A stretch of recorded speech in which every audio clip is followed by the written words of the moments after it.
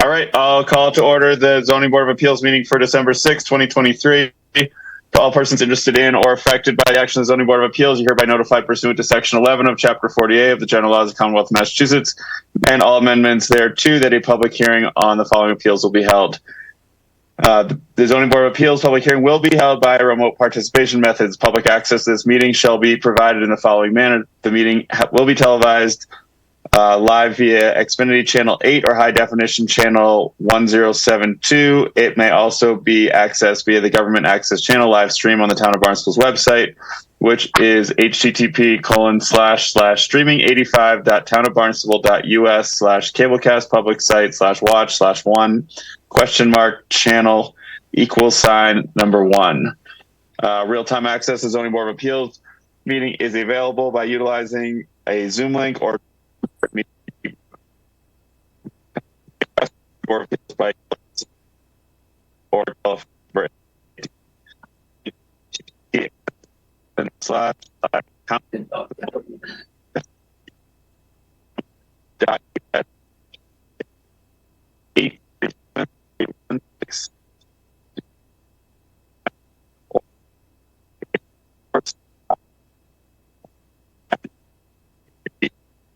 sorry 837. Mr. Chairman, I'm sorry to interrupt here for a second. Is that me or is that everybody? No, he's breaking up. Okay. Yeah, you seem to be having some connection issues too there, but I guess keep going. Is that better now without video on? Didn't hear half. I think so. Yes. Yep. Okay. All right. So I'll just go back to real-time access. Zoning Board of Appeals meeting is available by utilizing the Zoom link or telephone number and meeting ID provided. The Zoom link is https://townofbarnstable-us.zoom.us/j/837-3166-0579 or calling 888-475-4499 and entering 837-3166-0579. Applicants or representatives and individuals required or entitled to appear before the Zoning Board of Appeals may appear remotely and may participate through accessing the link or telephone number provided. Documentary exhibits and or visual presentations should be submitted in advance of the meeting to anna.brigham@town.barnstable.ma.us so that they may be displayed for remote access viewing. Copies of the applications are available for review by calling 508-862-4682 or email anna.brigham@town.barnstable.ma.us. So I will call the meeting to order with an introduction of board members. Herb Bodenseek. Hello, I'm here. Mark Hansen. Present. Paul Pinard is not present. Aaron Webb. Present. Denise Johnson. Present. Larry Hurwitz. Present. And Manny Alves is not present. And I'm Jacob Dewey, chairing the board. Did I miss someone, Denise? What? Did I say you, Denise? Yeah, I did. Yeah, Right? you did. Okay. All right. Sorry. Notice the recording. This meeting of the Zoning Board of Appeals is being recorded and broadcast on the Town of Barnstable's Government Access Channel in accordance with MGL Chapter 38, Section 20. I must inquire whether anyone is recording this meeting, and if so, to please make their presence known. All right. Seeing none, we'll move on to our first order, which is minutes. We have minutes from October 25th, 2023 to approve. Motion to approve. Second. All right. We've got a first and a second. Roll call vote. Aaron Webb. I'm in favor. Denise Johnson. Favor. Mark Hansen. In favor. Larry Hurwitz.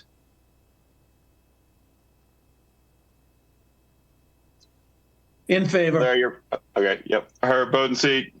In favor. And I am also in favor. So those meeting minutes are approved. Moving on to our first item of old business, Kevin Y. and Corey L. Visant have applied for a special permit in accordance with Section 240-47.2, accessory dwelling units, ADUs. The applicants seek to remove and replace an existing accessory structure with a new accessory dwelling unit The applicants also seek to modify special permit number 2020-038 to allow further build out of the property for the accessory dwelling unit and additions to the principal dwelling. The subject property is located at 358 Flint Street, Marston's Mills, Massachusetts, as shown as Assessor's Map 101 as Parcel 121. It's located in the Residence FRF zoning district. We had members assigned: myself, Aaron Webb, Herb Bodenseek, Paul Pinard, and Denise Johnson. This is continued from August 23rd, 2023 and October 25th, 2023. Paul is not present. Anna, did we want to? Someone else was in attendance, right? Somebody else was in attendance. Jenna, do you remember? Was it Mark? Was Larry. It was I believe Larry. it was- Sorry. Yep. Okay. So Larry, are you comfortable sitting on it? Yes. Okay. All right. Let's see. Attorney Creedon, is this you? Attorney Corain, yes. Okay, Kareem, yes. Go ahead whenever you're ready. Thank you, Mr. Chair, members of the board. For the record, Attorney Christopher Corain, representing Kevin and Corey Gilsaint. They are the owners of property at 358 Flint Street in Barnstable. The last time I was before the board to present this project was in the end of August. So just as a way of refreshing the board's memory, this application is requesting two things. The first thing is a modification of the existing special permit to allow for certain additions to the main dwelling. There are two structures on this property. So the first request is, again, to add additions to the main dwelling. Those additions will comply with your current day zoning requirements. So there are, we're not creating any new nonconformities. We're not intensifying any existing nonconformities with respect to the main house. Now, ordinarily under your bylaw, those types of alterations would be allowed as of right because they conform to your existing requirements. However, there is an existing special permit, as noted, 2020-38, which has a condition in it that if there's any further build out of the property, that it has to come back before this board. So in that light, we are coming back before this board to seek a modification of that condition to allow for this board to approve those alterations to the main house, which again, will not create any new nonconformities, will not intensify any existing nonconformities, and completely meet your current day requirements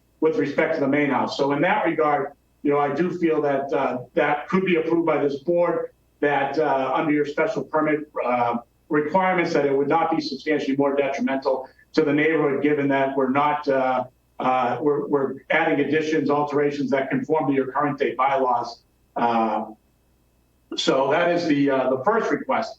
The second request is to raise and replace an existing barn accessory structure and replace it with a new structure that is in kind, except in a different location, which actually eliminates an existing front yard nonconformity, and treat that as an ADU. The reason we're before the board on the ADU is, again, because we have to come back before this board for build outs, but also it is detached and it is larger than the 900 square feet that's allowed as of right. So we need a special permit for that to exceed the 900 square feet.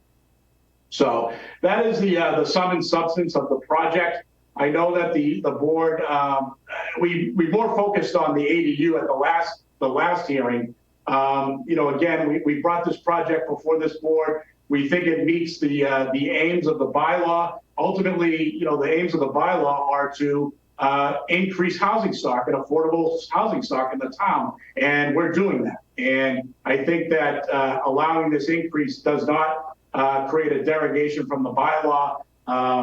There's the existing structure shows 3 bedrooms. We're reducing that to 2, so there's a benefit there. We're limiting a nonconformity. This project already has gone through historic. It's a historic building that we're replacing. We're putting it a new in kind that's been approved by the Historic Commission. So all in all, we do think that under the special permit criteria of not substantially more detrimental to the neighborhood, that this fits within that category. So I'm happy to answer any questions that the board may have. Okay. Do any board members have any question for Attorney I do. Green? Go ahead, Kenny. How much larger than the 900 square feet is it? It's approximately 490 square feet larger. So I think we're looking for 34. And how many square feet is the main house? The main house is 3,700, Denise. Okay, the 37. I don't have the paperwork because my computer. Okay. 1384. So the existing accessory structure is 1384, and we're keeping in line with that 1384. We're not increasing it. And again, that structure, that size already exists on site. Okay. So, Attorney Kirain, Aaron Webb speaking here. What can you refresh our memory? Why did you withdraw or just ask for a continuance last time, and for what was the purpose there? So at the August 23rd hearing, we asked for a continuance. There were some concerns by at least one board member that they were concerned about the size of the ADU over the 900 square feet. So they asked us to go back to the client to either revisit whether or not there could be some revisions made to the plan, or I think one of the board members asked if we could come back with a compelling reason as to why we need the extra square footage. And, and I'm happy to try to explain that. I mean, compelling reason isn't part of your bylaw. I don't need to show a compelling reason. I need to show that it's not substantially more detrimental. But again, we're not increasing the size of what's existing. We're trying to keep what's there in kind. And again, we've already gone through the historic process. So we think, all those things line up. And, we're eliminating an existing nonconformity. Yep, I appreciate those things, but again, we're still in the same situation we were in as of the August 21st meeting, which is your proposal hasn't changed, correct?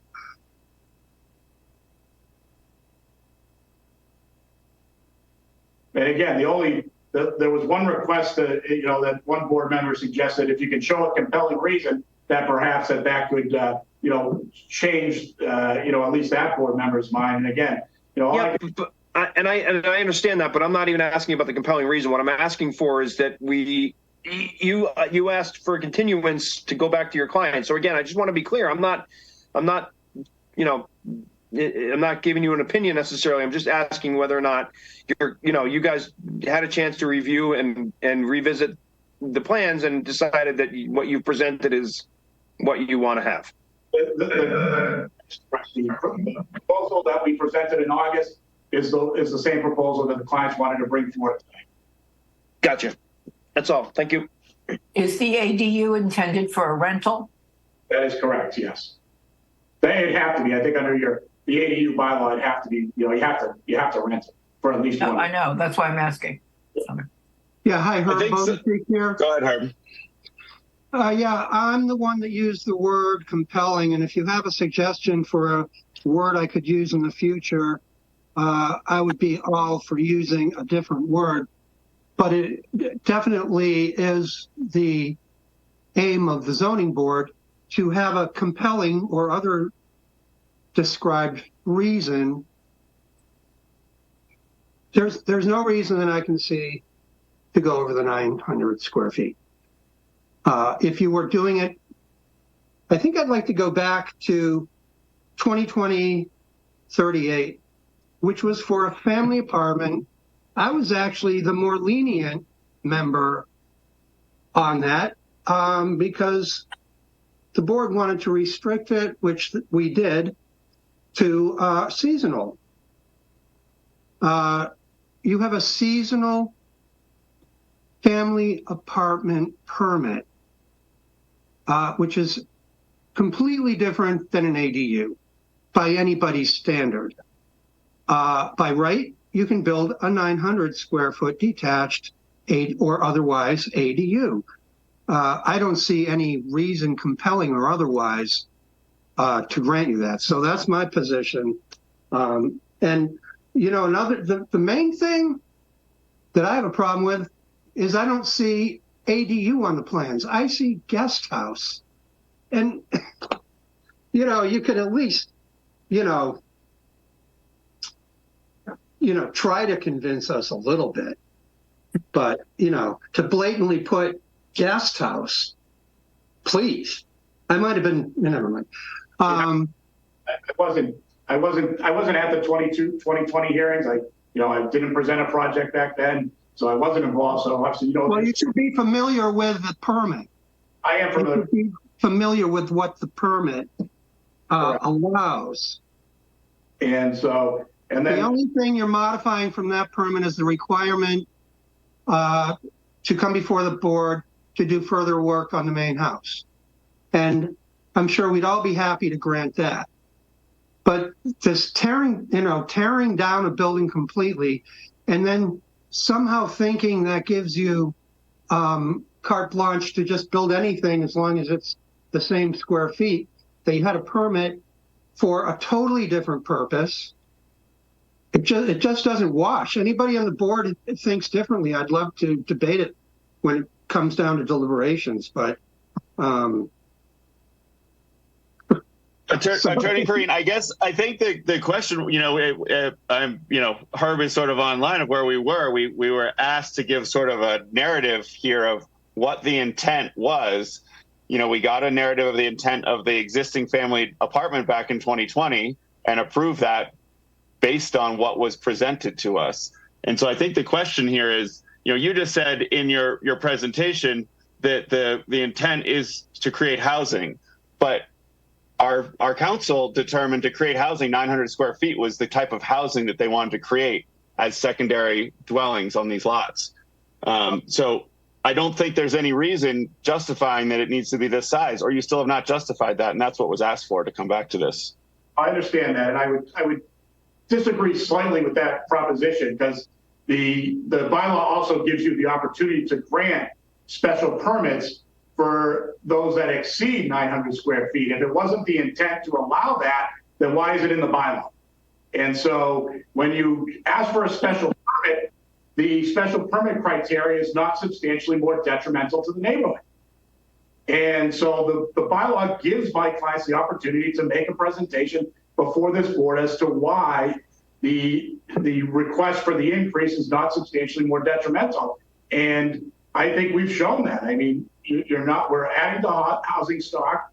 We're not increasing the size of what's existing. We're eliminating a nonconformity. I think those things outweigh the 484 square foot increase. From that perspective, there's nothing in this bylaw that requires to show a compelling reason.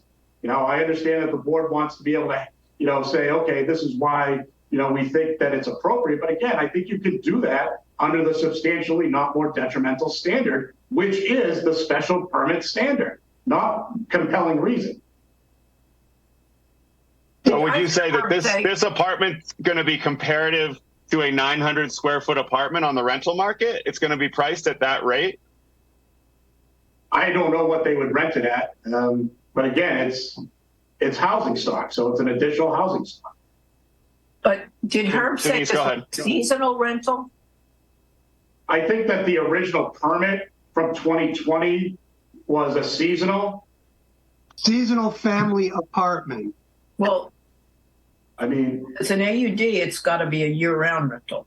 that's correct. No, so to Denise, just quick history on this. They came to us in 2020 on this structure, wanting to bring it into conformance under a special permit. And so we granted a special permit for this structure they're going to tear down to be a family apartment with a seasonal restriction.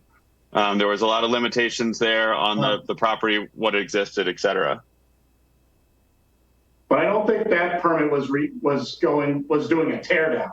I think it was just allowing a use within the existing structure. Correct. And we very carefully approved it with some restrictions on it because, again, it was like a gray area. We're going to the next level here of pushing it a little bit. I think I'd like to point out that your only hurdle is not simply that it's not substantially more detrimental to the neighborhood. That's just part of it. It fulfills the spirit of an intent of the zoning ordinance. I don't know. The intent of the zoning ordinance is to increase housing stock and create housing. 900 Right. square feet. If you don't like it, maybe you should get on that committee and change the world or something. Well, I don't live in Barnstable. Well, that's good. Get on the sandwich one or wherever you are.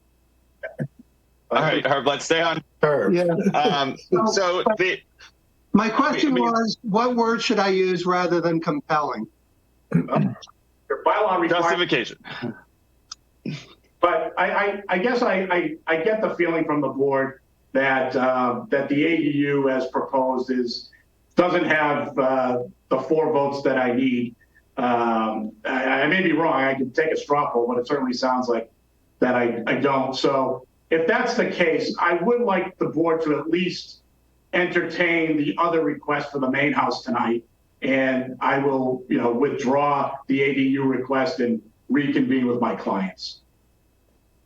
I think that the hard part is that the town, our council created this bylaw with the intent of creating small scale, infill housing units.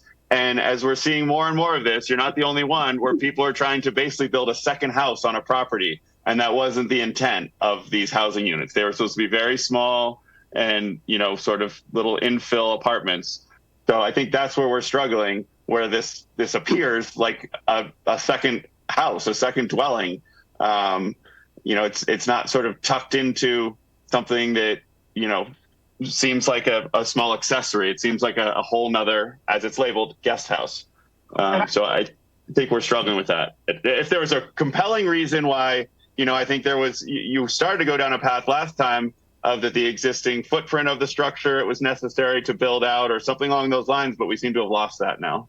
Well, I mean, the existing structure is 1384, and we're not changing it. So, again, I can appreciate what you're saying. I think if there was no secondary structure there already, I think I could certainly see the board's argument and say, well, if you're building something completely new that isn't there already, why are we going to allow you to go beyond the 900 square feet? But in this particular case, we already have a structure on site that's 1384. We're just simply rebuilding it in kind.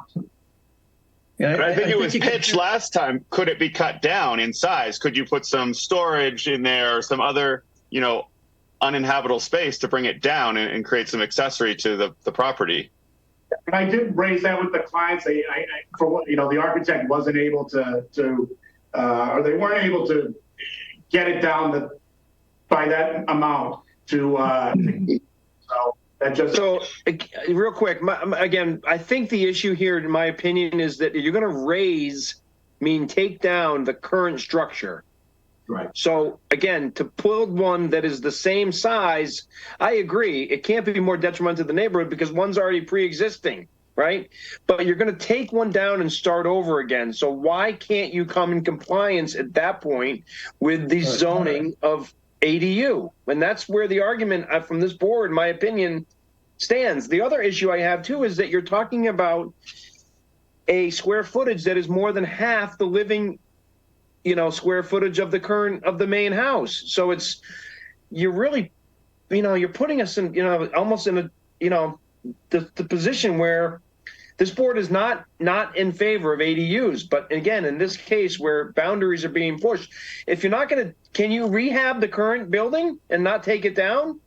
Well, I can certainly, I don't. Yeah, and real quick, let me just finish up. My other question is I think I'm going to have a hard time voting upon the second piece of this without this one being extracted completely. So my opinion is you should refile without the ADU component because your application is so based upon the ADU that I'm going to have a hard time distinguishing what's happening with the special permit and the renegotiation of that permit that was issued in 2020, or whenever that was for the property. That's my opinion.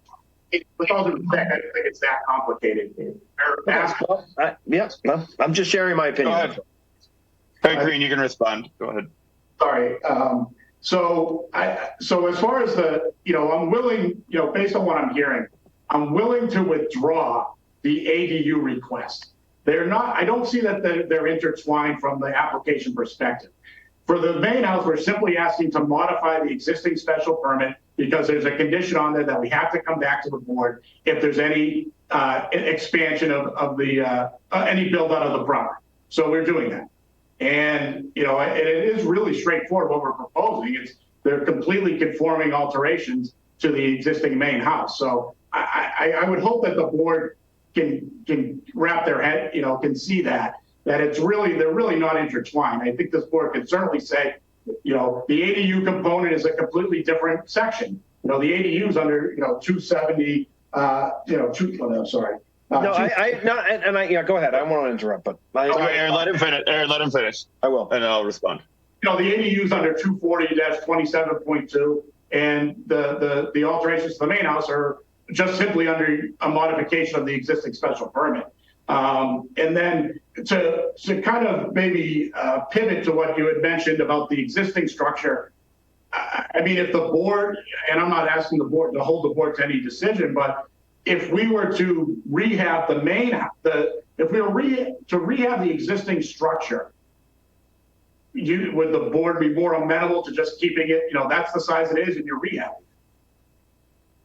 So, Attorney Green, to answer the first part, I think part of the problem is our staff report does not reference anything really on sort of looking at the modification of the 2020 special permit. So I think that's where Aaron's sort of coming back to. We don't really have that sort of as a separate thing. All of the discussion has always been related around the ADU.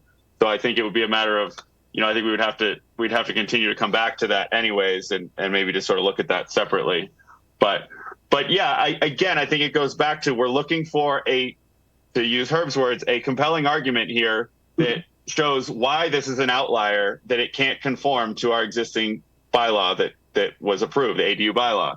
So if there is a solid reason, and, you know, as Aaron said, your structure is being totally torn down, so you could build a 900 square foot structure.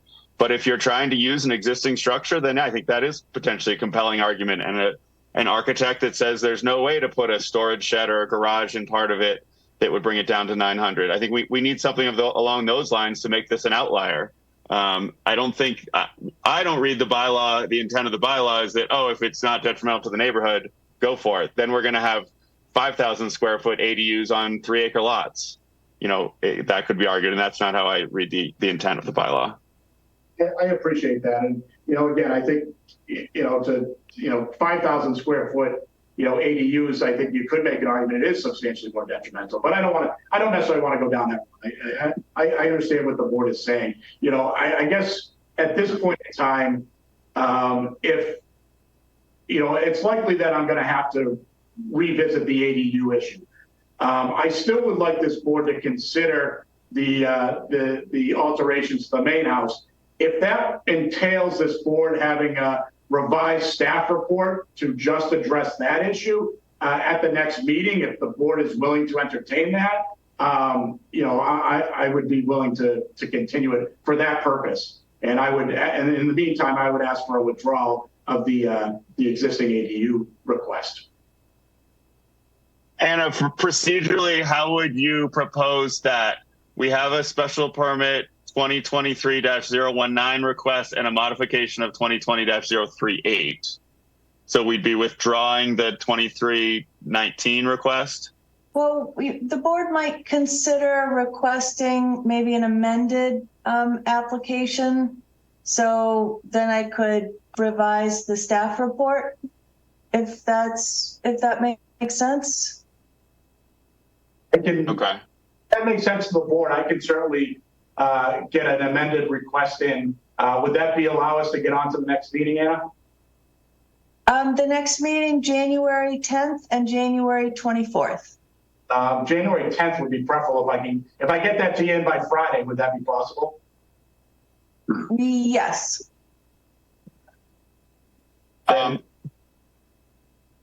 Because there's a lot of people on the call, I just want to make sure, I believe public comment is still open on this. Sorry, Aaron, go ahead.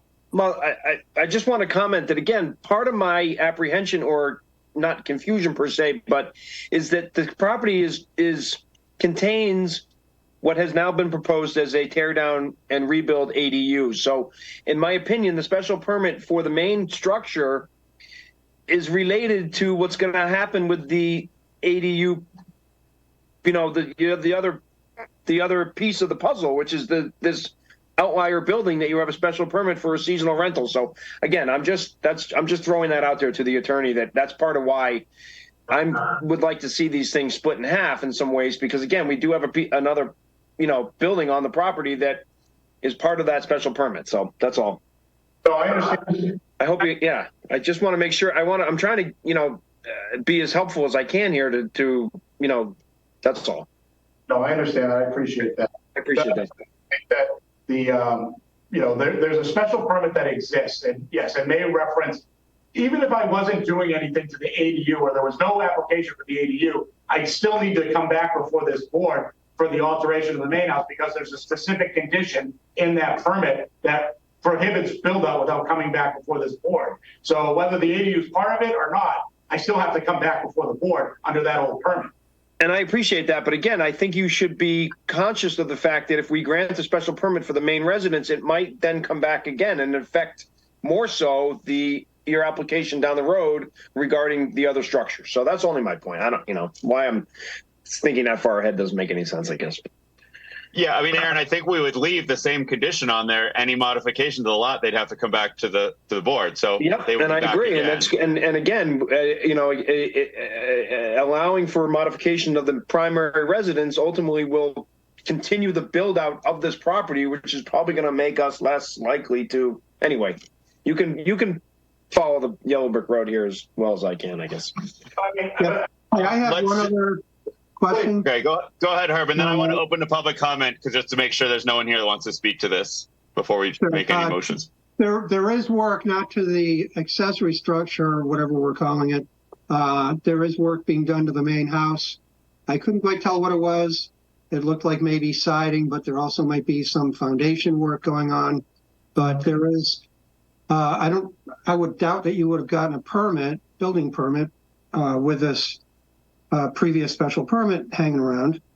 But I just wanted to point out to the board, unless anybody else has been there, there's definitely a considerable amount of work going on. There's a chain link fence around the site and everything. And I usually do try to visit sites where I have questions, but I just happened to be driving by this the other day, and I'm like, hey, isn't that the building in question?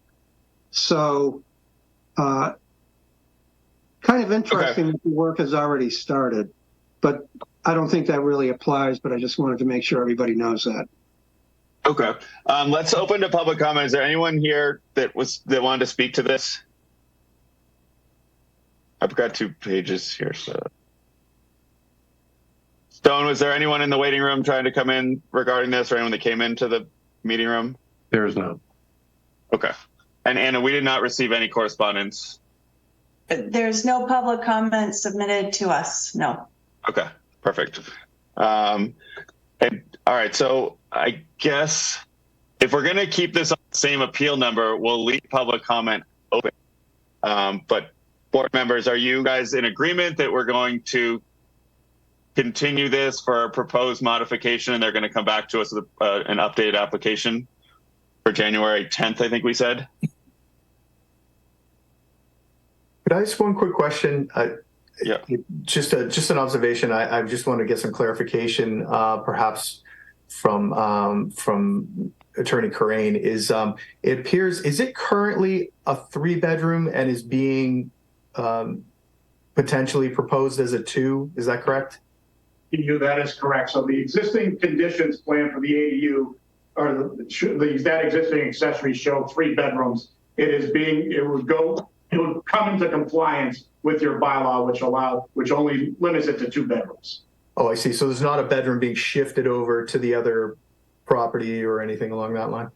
I mean, over to the other dwelling? Not that I'm aware of, no. Okay. It was just a question. Thank you. All right, so I'll make a motion to continue this to January 10th, 2023. I'll second that. 2024? Oh, sorry, yeah, 2020. Yes, thank you. Roll call vote on continuing the item. Bodenseek. Favor.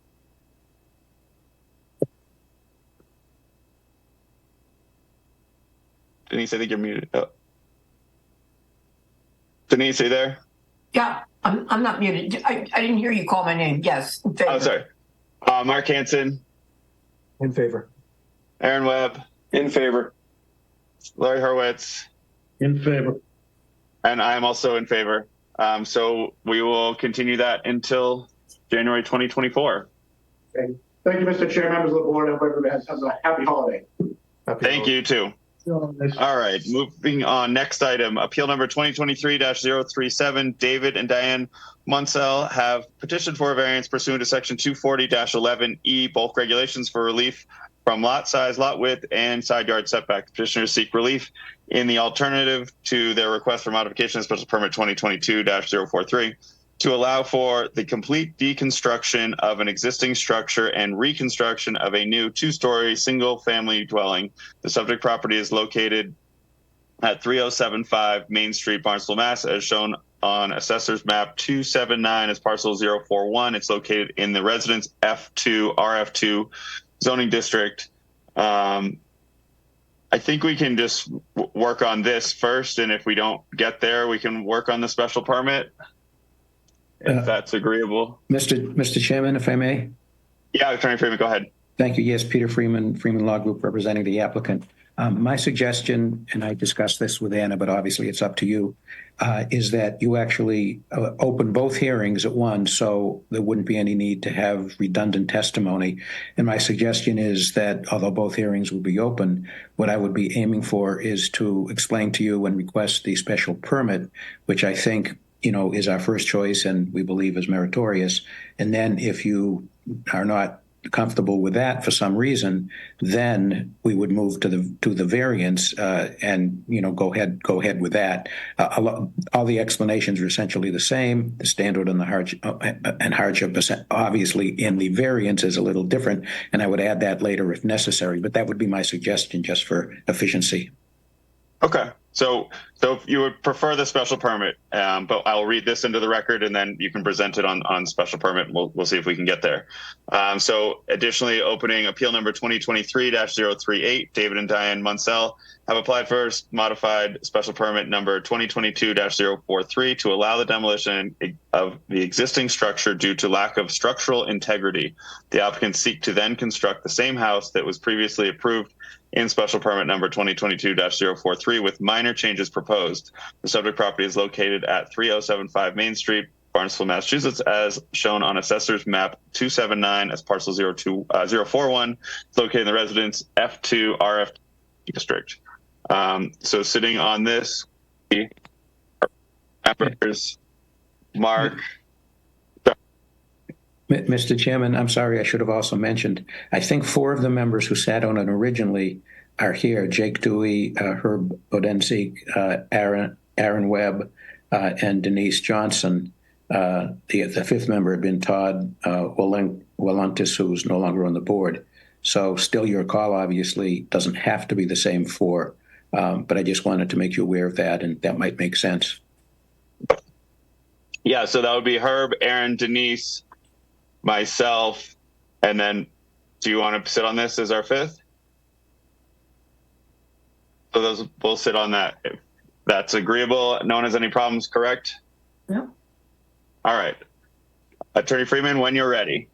Okay, thank you, Mr. Chairman and board members. So now that we have officially opened both hearings, I will state again that I am here representing the applicants on both of these hearings. Peter Freeman, Freeman Law Group, and the applicants, Diane and David Munsell, are also here. So we submitted a complete application. What I would ask first is, Anna, if you could pull up, screen share the photos that I sent. Just the first page shows the carriage house that had existed on the property.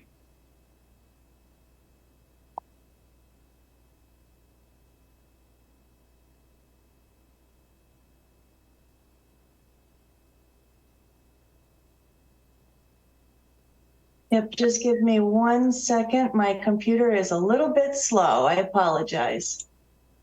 No problem.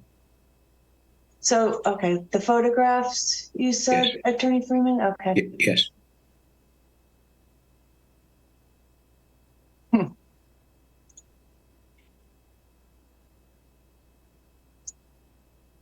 Photos. I see a share screen button on my computer. I'm Yes. bad with this stuff, but I could try if you want me to. No, I believe I have them.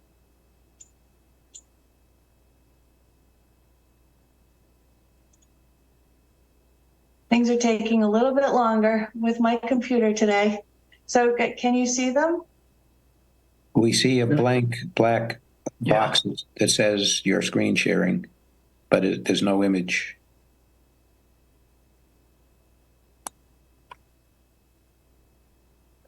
It says I'm sharing. Do you want me to try? Yeah. There it is. Okay. Okay. There you go. Thank you. Okay, thank you. So I'll begin my my explanation and request. And if you can just scroll down to show the other elevations, but that is the structure that had existed that was accessory to a house across the street that the Munsells had owned. So on September 28th, 2022, your zoning board granted a special permit under section 24093-B in the bylaw to reconstruct, quote unquote, reconstruct/enlarge the existing barn structure on the premises. At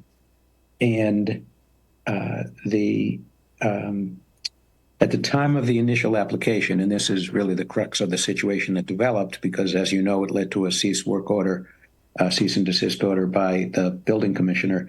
At the time of the initial application and the hearing, it was the applicant's intention and expectation that they would be able to deconstruct the existing structure, keeping intact as many elements as they could and reusing those elements in the reconstruction, and that they would be able to maintain at least one of the exterior walls in the reconstruction. And by the way, prior to coming to you the first time, this house had already been approved by Old Kings Highway with a certificate of appropriateness, and also unrelated to this application per se, but order of conditions from the Conservation Commission. Unfortunately, in the process of the deconstruction, it became apparent that none of the walls were structurally sound, and therefore the contractor removed them, and it's going to be, and they started it thinking that it was fine, new walls being erected. As intended, though, and this is important, the applicants have saved and stored many of the original elements, which will be reused just as had been originally intended. And it's also important to note, although I don't want to get into semantics too much, but if you think of demolition, in this case, no bulldozer was brought in, no wrecking ball. They actually went to great expense, much more expensive than just knocking it down, to actually take pieces apart by hand so that they could be saved, and as many of them as possible put into the new structure. So, really it was a deconstruction. And in essence, as you will see from what we've submitted and further explanation, the end result is really the same as what had been intended. And the reason we're here is because on August 29th of this year, the applicant received the cease and desist order from the Barnstable Building Department, and copies of all of these things are in the application. The stated reason in the order was that the applicants should have obtained a demolition certificate from Old Kings Highway, and they hadn't. The applicants had received a certificate of appropriateness, as I said, but because they anticipated that there would be some, at least one existing wall maintained, there was no application at the time for a demolition, certificate of demolition from Old Kings Highway. And that was the sticker that was on the building referred to the Old Kings Highway. It also referred to, in the explanation from Mr. Florence, the building commissioner, also said that he thought that the construction as it was going and the deconstruction as it turned out was beyond the scope of the permit, the special permit that we're here to modify. So that is why we're here. We did, by the way, we have since All of this started in August. We have obtained the Old Kings Highway Certificate of Demolition. Don't need to screen share it, but I did file that. And we also have obtained, at the same time, September 27th, 2023, from Old Kings Highway, a modification certificate of appropriateness for minor modifications, which we will explain. There are just in the course of construction some things that were changed slightly, which is what we're also asking you to approve as to the facade plans.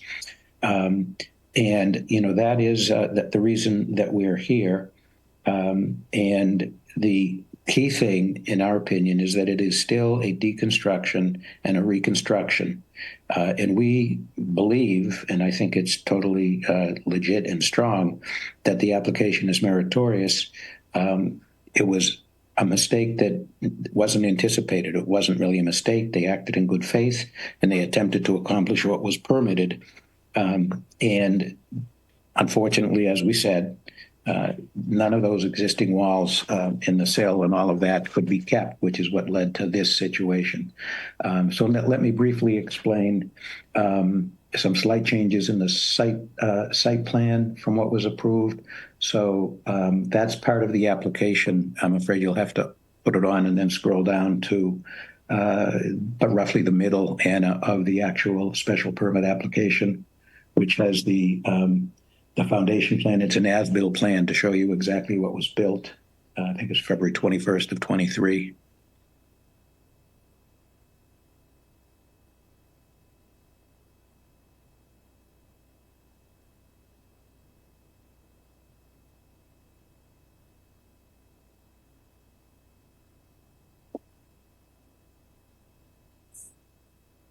Peter, what page is it on? Let's see. It's Okay. It's a little bit further. Okay. It's after the copies of the cease and desist order, I believe.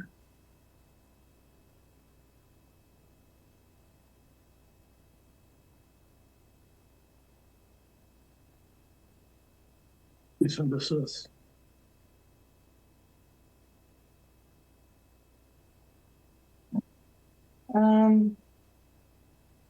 You might have saved it on your site separately, actually, as I recall. Okay. You get the website. I think you saved it, and I think it showed the date, February 21st of 23.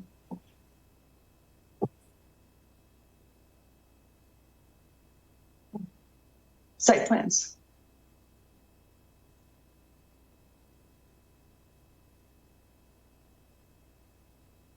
Yeah, you can scroll through that one. That was part of the original. So if you go down just a couple more pages. Okay.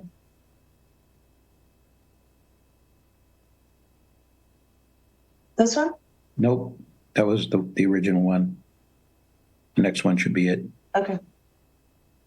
Right. So this is the foundation plan. This is actually an as-built.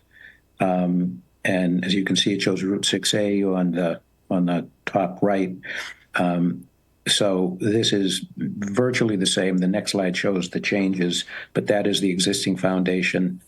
And then the next one, what we have is the previously approved is outlined in yellow, and the as-built that was the previous slide is in black. And you can see that they're very similar. Importantly, there are no reductions in any of the setbacks which don't comply.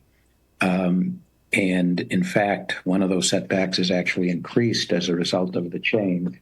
So the exact changes on those plans, which we described in the application, a small bulkhead was added. There was a reduction on the southeast side of about 2 feet, and then less than a foot was added in a couple of jogs.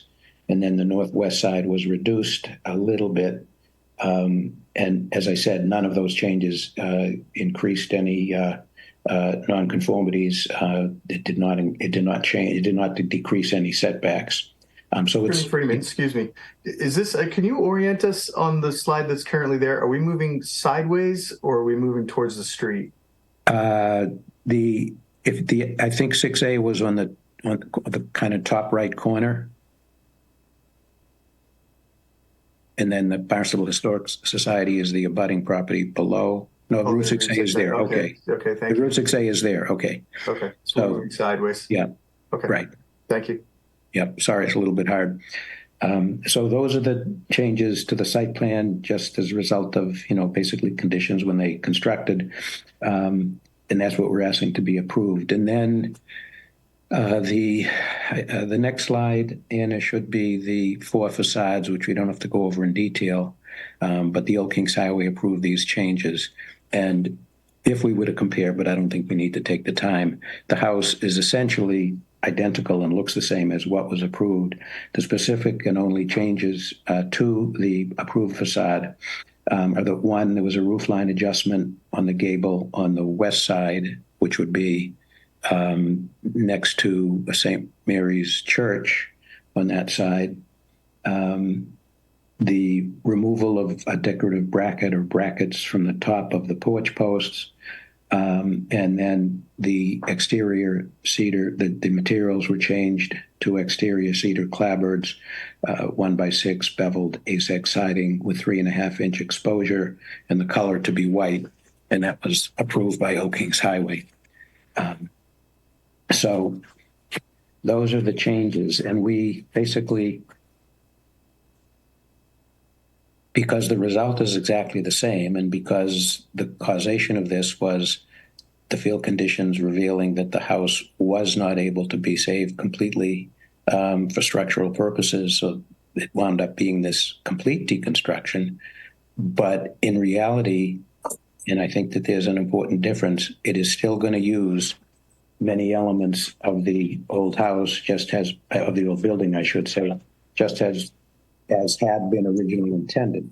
And just to cite them, and then David Munsell or Diane will speak and go through a few of the slides that show exactly what was revealed in the course of the deconstruction. The cupola is going to be put back on. There are old beams that are going to be reused, and there are wide pine boards that are going to be put on one of the walls. Again, it's not structural. We're not trying to say that any of this is structural, but they're going to be reused. And then the corbels had been saved, removed, and they're going to be put back on. So we think that it's a simple modification where the end result is exactly the same.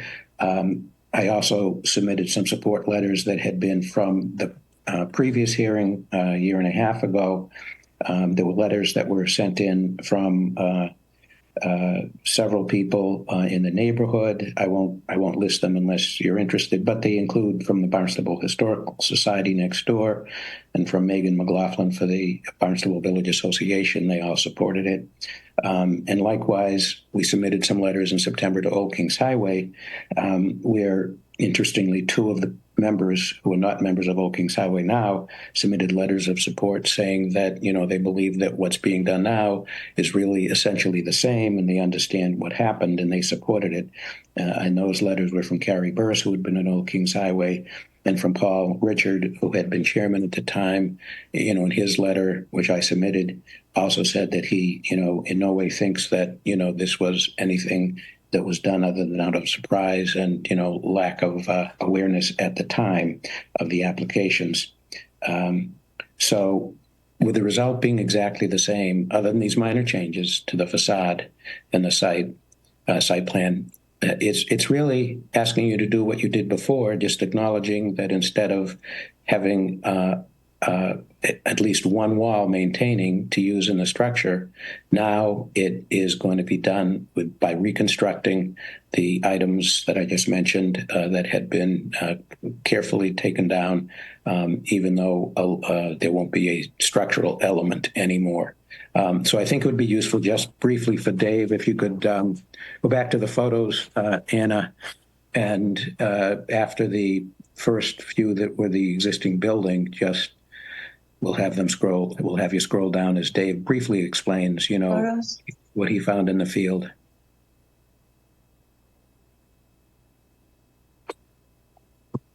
Yeah, it should be after the 4th one. Okay.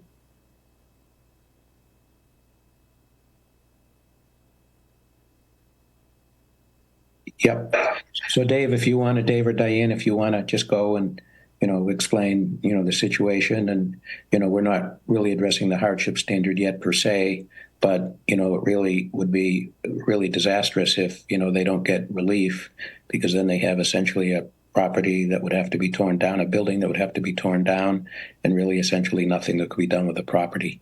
But go forward, Dave, and, explain what happened when you were out there in the field. All right. Good evening, Chairman and ZBA members.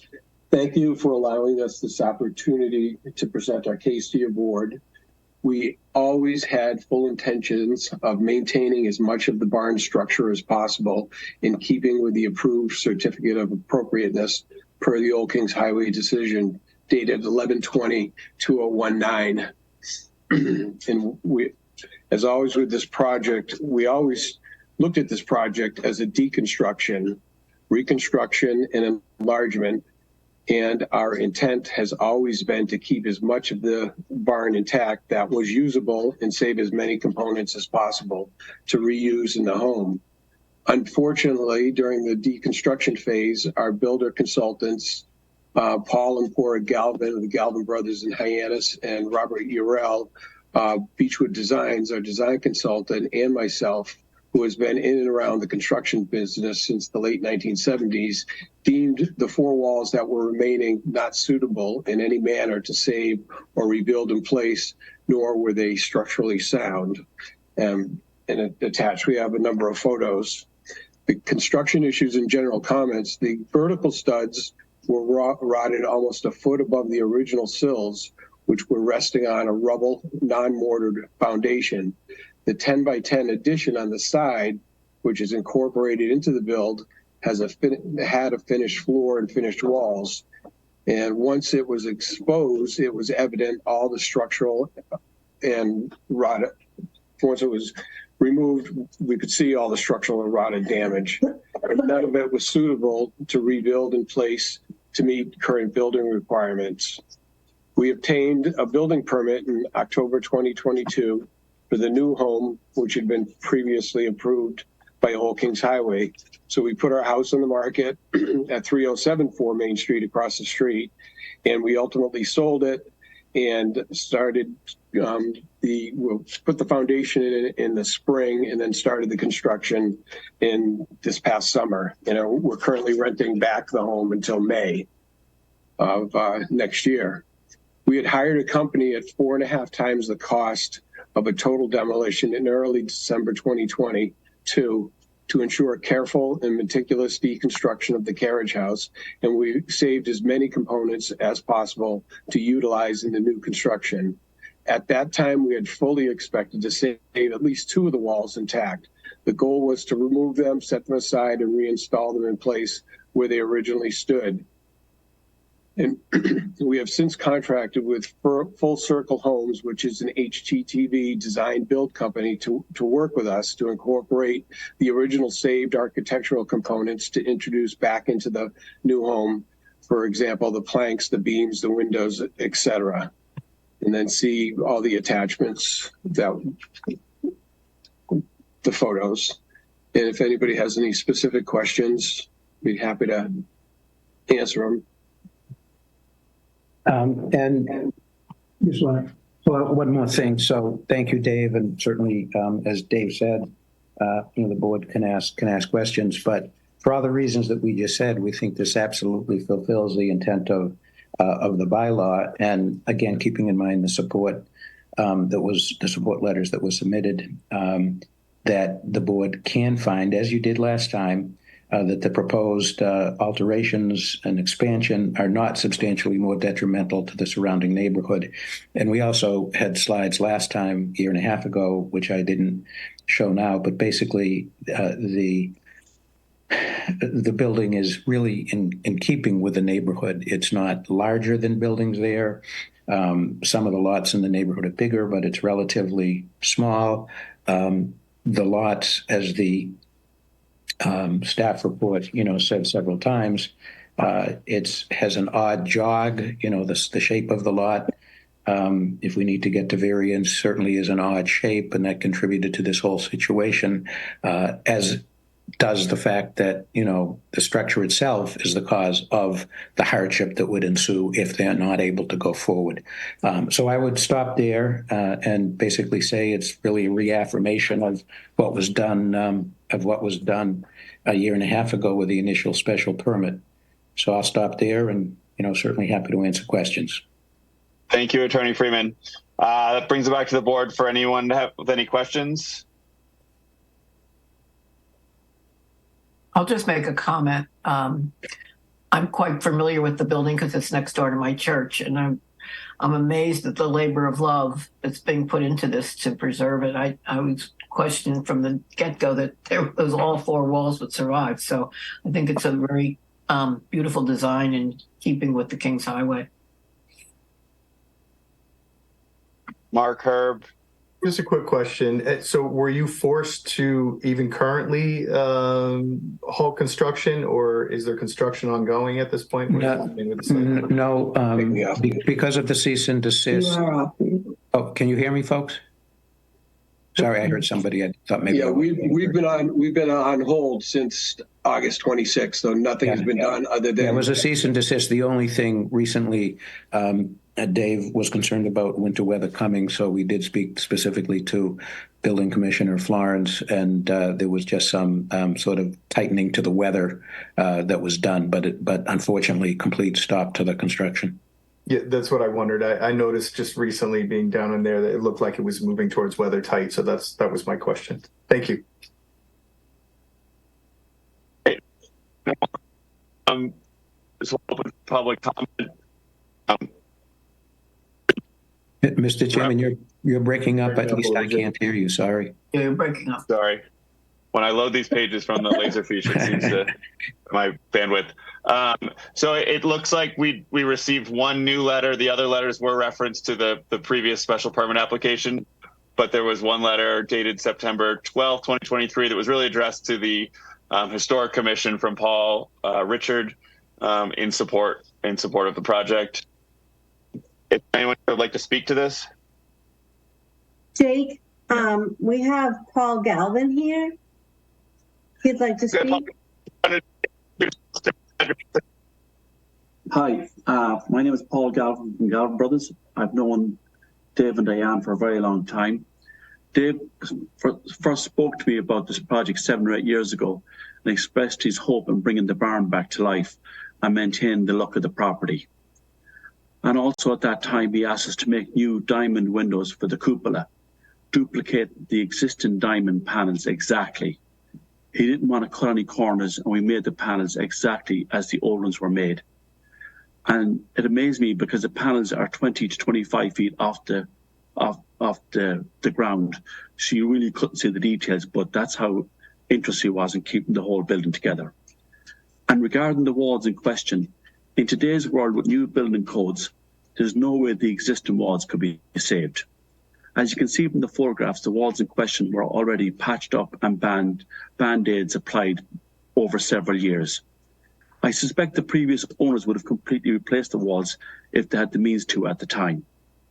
The lumber was also in bad condition, and even if the timber saved by them themselves, I would not recommend using them for structural walls. The foundation was only on stones and no cement to keep them together, and it was only about a foot to 16 inches high. In short, it's a romantic idea keeping the walls, and they really made every effort to try and keep them, but in reality, it's just not possible. That's my professional opinion. And I think they've done everything they could to try and keep it. And also as a neighbour and a resident of Barnstable Village, I think they're doing an awesome job keeping it together. And they've been to a lot of expense, let me tell you, a lot of expense to keep it looking. And when this project is finished, it's going to look absolutely stunning. And please feel free to ask any questions if you wish at this time.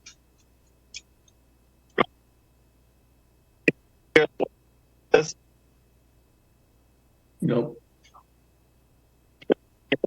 Mr. Chairman, you gotta hide your screen, Mr. Chairman. We can't hear you. Okay.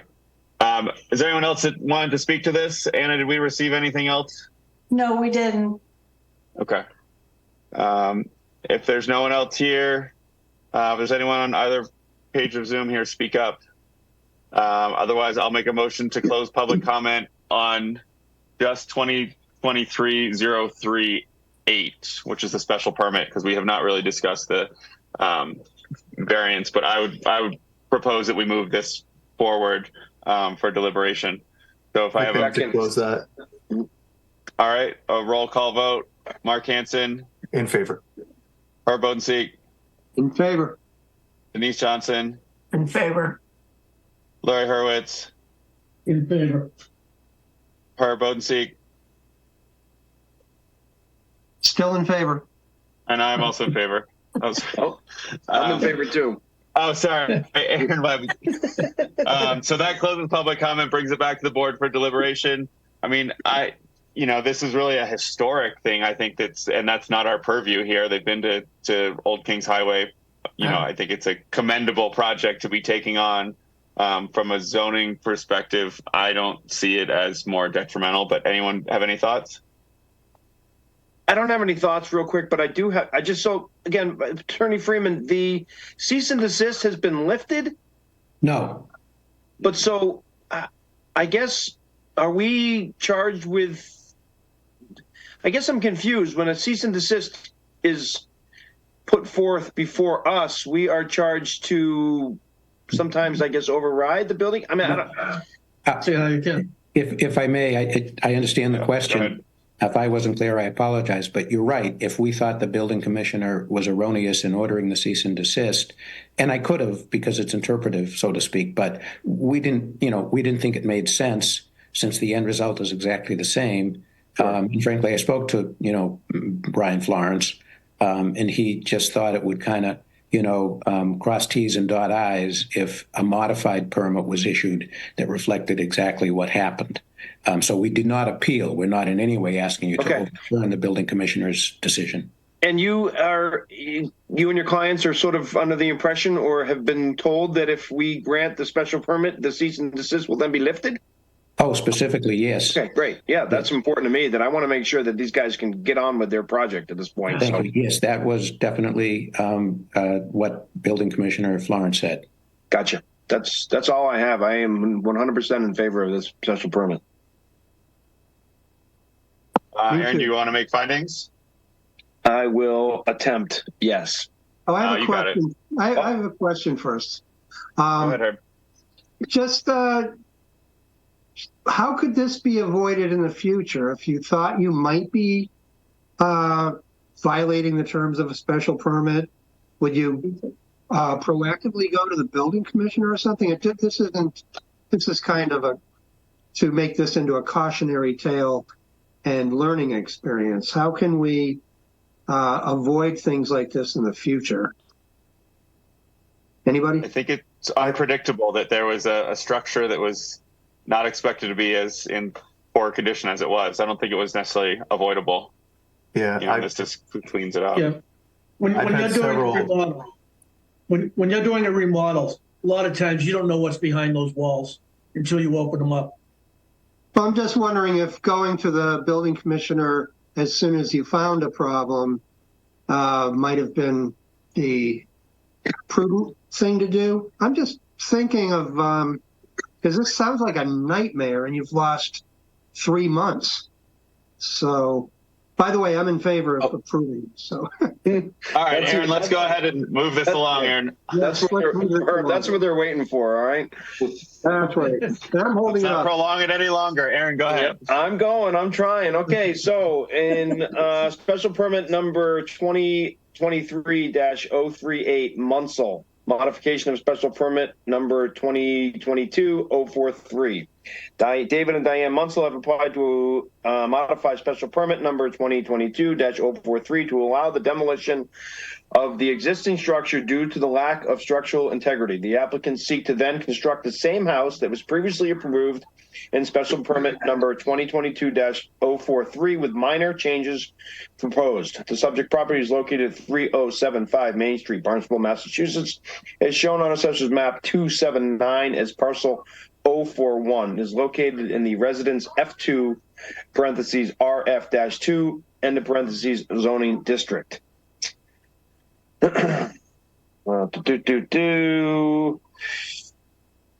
So for all special permits, the board is required to make general findings pursuant to Chapter 240-125 parentheses C. The board should review the evidence presented by the applicant, staff, and members of the public, and after weighing such evidence, it is encouraged to articulate if and how the evidence contributes to each of the required findings. Suggested findings are as follows. Whether or not the application falls within the category specifically accepted by this chapter, in which we have all agreed to it does.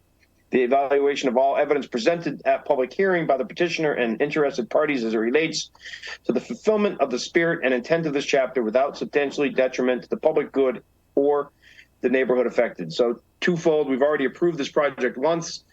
Very minor modifications are presented again. There's a letter of support and been approved by the Old Kings Highway.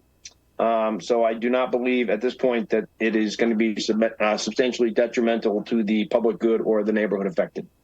A site plan has been reviewed and found approvable in accordance with Article 9 herein, subject only to the issuance of a special permit, which we have done that. We have seen the current layout of the site and an agreement that it fits that. And the proposed alteration expansions are not substantially more detrimental to the environment, community, and or historic character of the neighborhood than the existing building or structure. Again, we have discussed this in length already once, and second go around with the minor changes proposed. We do not feel at this point that the historic character of the neighborhood is going to be detrimentally affected. And those are my findings. All right, we have a motion to approve. Do I need a second? I'll second that. Okay. All right, Herb seconds. Roll call to approve. Mark Hanson. I'm in favor. Aaron Webb. I am in favor. Denise Johnson. I'm in favor. Bart Bodenseek. In favor. And I am also in favor.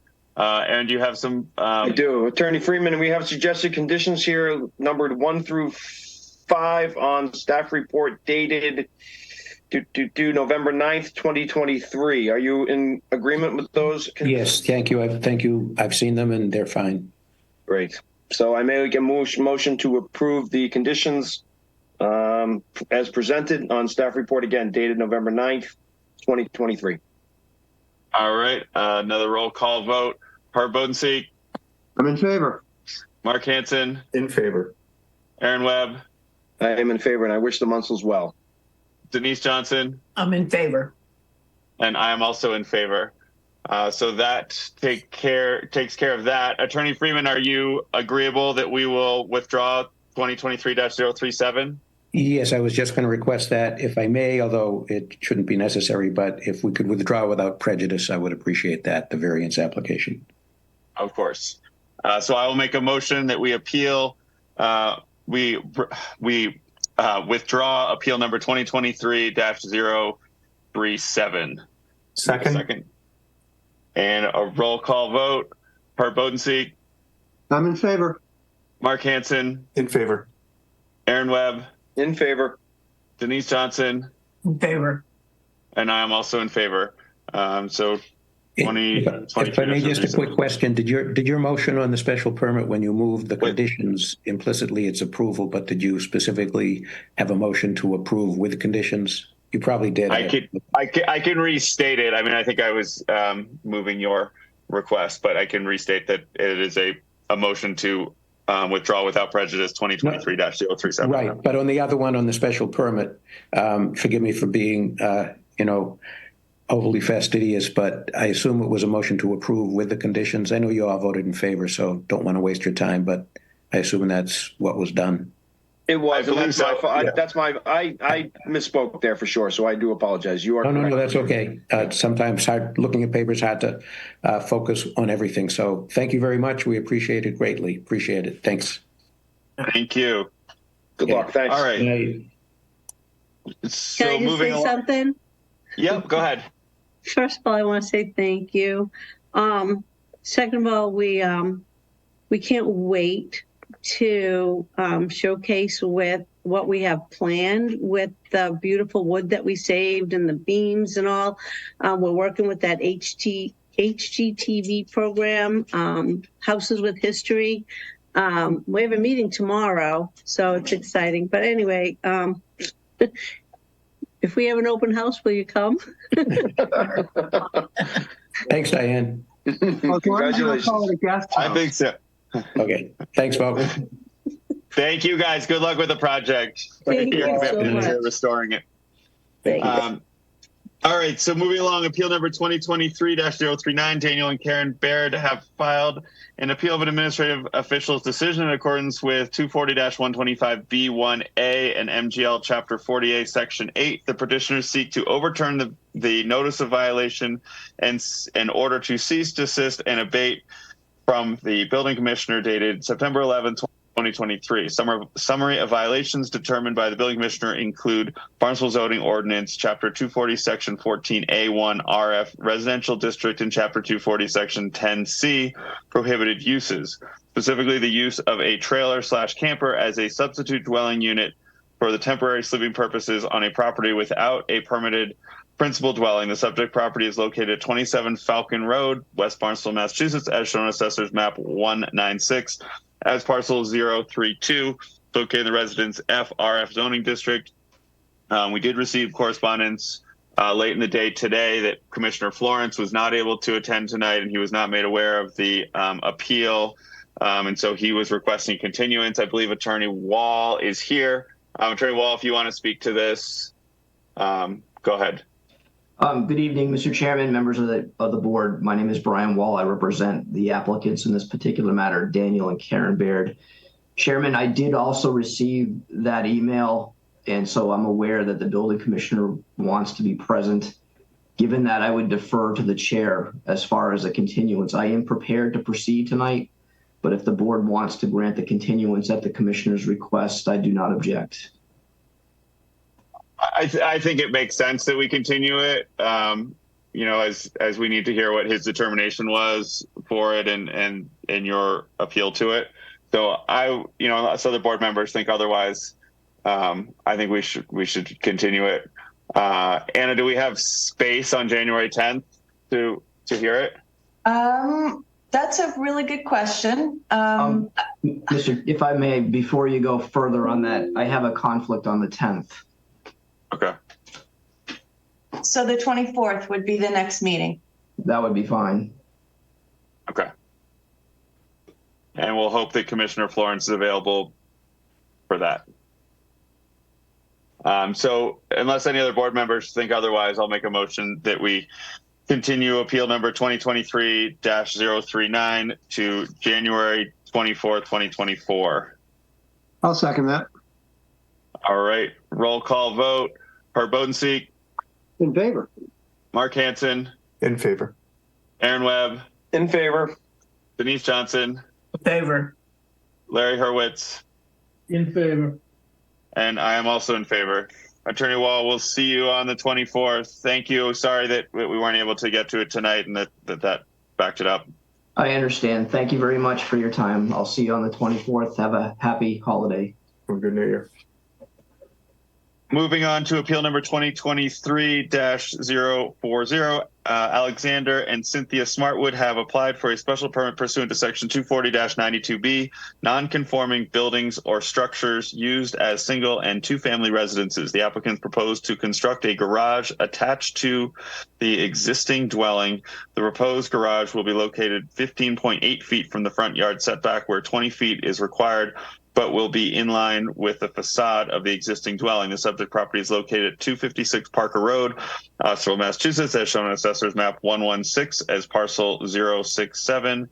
It's located in the Residence CRC zoning district. Sitting on this will be our regular members, Herb Bodenseek, Mark Hansen, Aaron Webb, and Larry, do you want to sit on this? Sure. Denise sat on the last one. So we'll have Larry on this and myself. Attorney Schultz, whenever you're ready. Oh, good evening, Chair Dewey, members of the board. For the record, Attorney Michael Schultz on behalf of Alexander and Cynthia Swartwood. With me this evening, I do have Tim Luff, and I do see Cindy Swartwood here on the call. The Swartwoods purchased the property in 2020. The property is 256 Parker Road in the village of Osterville. It's shown as Assessor's Map 116, parcel 067, and is comprised of approximately 12,277 square feet, situated in the RC zoning district, the Aquifer Protection District, and the Resource Protection Overlay. The property is improved with a single-family dwelling and a cottage, both of which were constructed in 1950 according to town records, and predated the adoption of Article 73, which was the first zoning specific to Osterville and to Precinct 5. Attached to the letter that I did submit to the board, I would submit that the dwelling, the property and the dwelling are consistent with the rest of the neighborhood in terms of size and setback on the lot. As shown on the proposed site plan by Cape Serve and the elevations prepared by Tim Luff of Architect Associates, the applicants are proposing to construct a garage attached to the legal pre-existing non-conforming single-family dwelling. The proposal meets the requirements of Section 240-92A, with the exception that it maintains the present non-conforming facade along 2nd Avenue, which at 15.8 feet encroaches into a 20-foot front yard setback, which requires relief from this board under 240-92B. With Appeal 2023-040, the applicants are respectfully seeking a special permit from this board because that proposed garage encroaches into the 20-foot front yard setback. Based on the following facts, the applicant would respectfully submit that the appeal meets and fulfills the spirit and intent of the ordinance and satisfies the requirements for a special permit. First, that the application falls within a category specifically accepted in the ordinance for the grant of a special permit. Section 240-92B does allow for the issuance of a special permit in connection with the alteration or expansion of a non-conforming single-family dwelling, provided that the board makes a finding that it is not substantially more detrimental to the neighborhood than the existing dwelling. I would respectfully submit on behalf of the applicants that, and as shown on the plans prepared by Cape Serve and Architect Associates, that the proposed dwelling is not more or not substantially more detrimental than the existing. The proposed side yard setback as proposed is 11 feet, where the existing, the setback is 10. The rear setback is 23.5 feet, which is greater than 10 feet. And the height of the building is less than 30 feet, all of which meet the requirements of the RC zoning district. In addition, the applicants have received letters of support from the owners of 268 Parker Road, 278 Parker Road, and 33 2nd Avenue for the issuance of a special permit. Based on the foregoing, I would respectfully request that the board issue the special permit and would turn it over to the board for any questions that you may have for myself, the applicant, or Tim Luff. Thank you. Thank you, Attorney Schultz. Does anyone from the board have questions for the applicant? Seems pretty straightforward. Yeah, That's so short answer. the Attorney Schultz, the existing non-conformity is our side yard setback? It's a front yard. So the property fronts on Parker Road, but also maintains another front yard setback on 2nd Avenue. And so when constructed in 1950, that side, the portion of the house along 2nd Avenue was at 15.8 feet or 15 feet. Okay. So that's the nonconformity. It's a front yard setback. Okay. Okay. Any other board members? Is it a 10-foot side yard setback currently? It is So a it falls 10-foot within. side yard. Okay. That's correct. Okay. Is this a primary residence? No. Okay. Anyone else? All right, so we'll open for public comment. We did receive the 3% attorney referenced one from, let's see if I can load them. Vita Animus Vietas at another address here, but they support. We have another one from another letter in support from Stephen and Catherine Healy.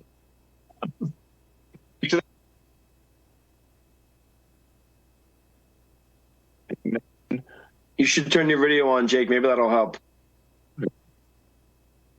We can. No, we got nothing. Nothing from you. These are features thing. And their correspondence.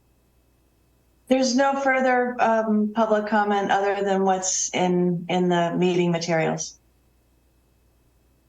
Oh, yeah. That we close public comment.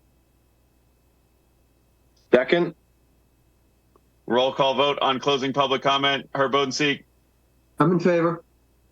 Mark Hansen. In favor. Aaron Webb. In favor.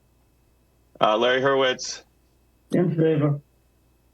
And I am also in favor. So that closes public comment and brings it back to the board for deliberation or findings. Does anyone have any thoughts? Again, I think it's pretty straightforward. We have a pre-existing non-conforming, and the bylaw allows for a less detrimental modification. Yes, and upon upon review of their plans to build, you're showing a double car garage at 20 feet. I mean, that is literally the minimum width. They could not make this any smaller and maintain it as a double car garage. Mark, do you want to make findings? I think I can. Hold on.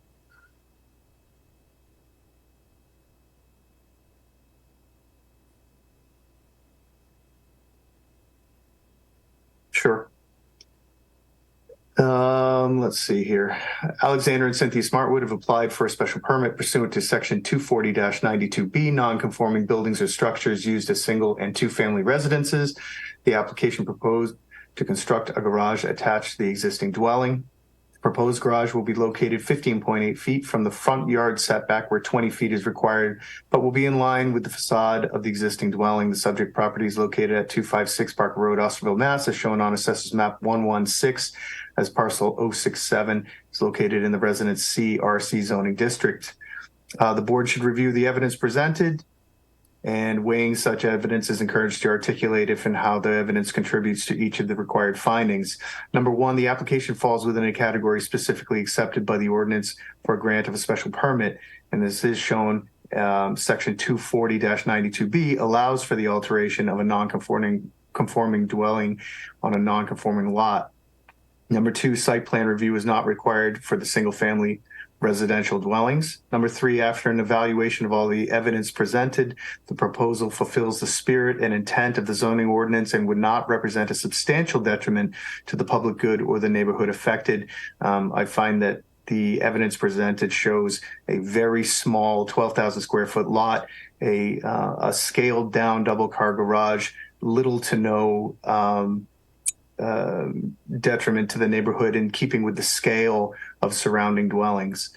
Number four, the proposed alteration would not be substantially more detrimental to the neighborhood than the existing dwelling, as stated previously, still stays within the scope of the existing dwellings in the neighborhood and the dwelling that is on this parcel.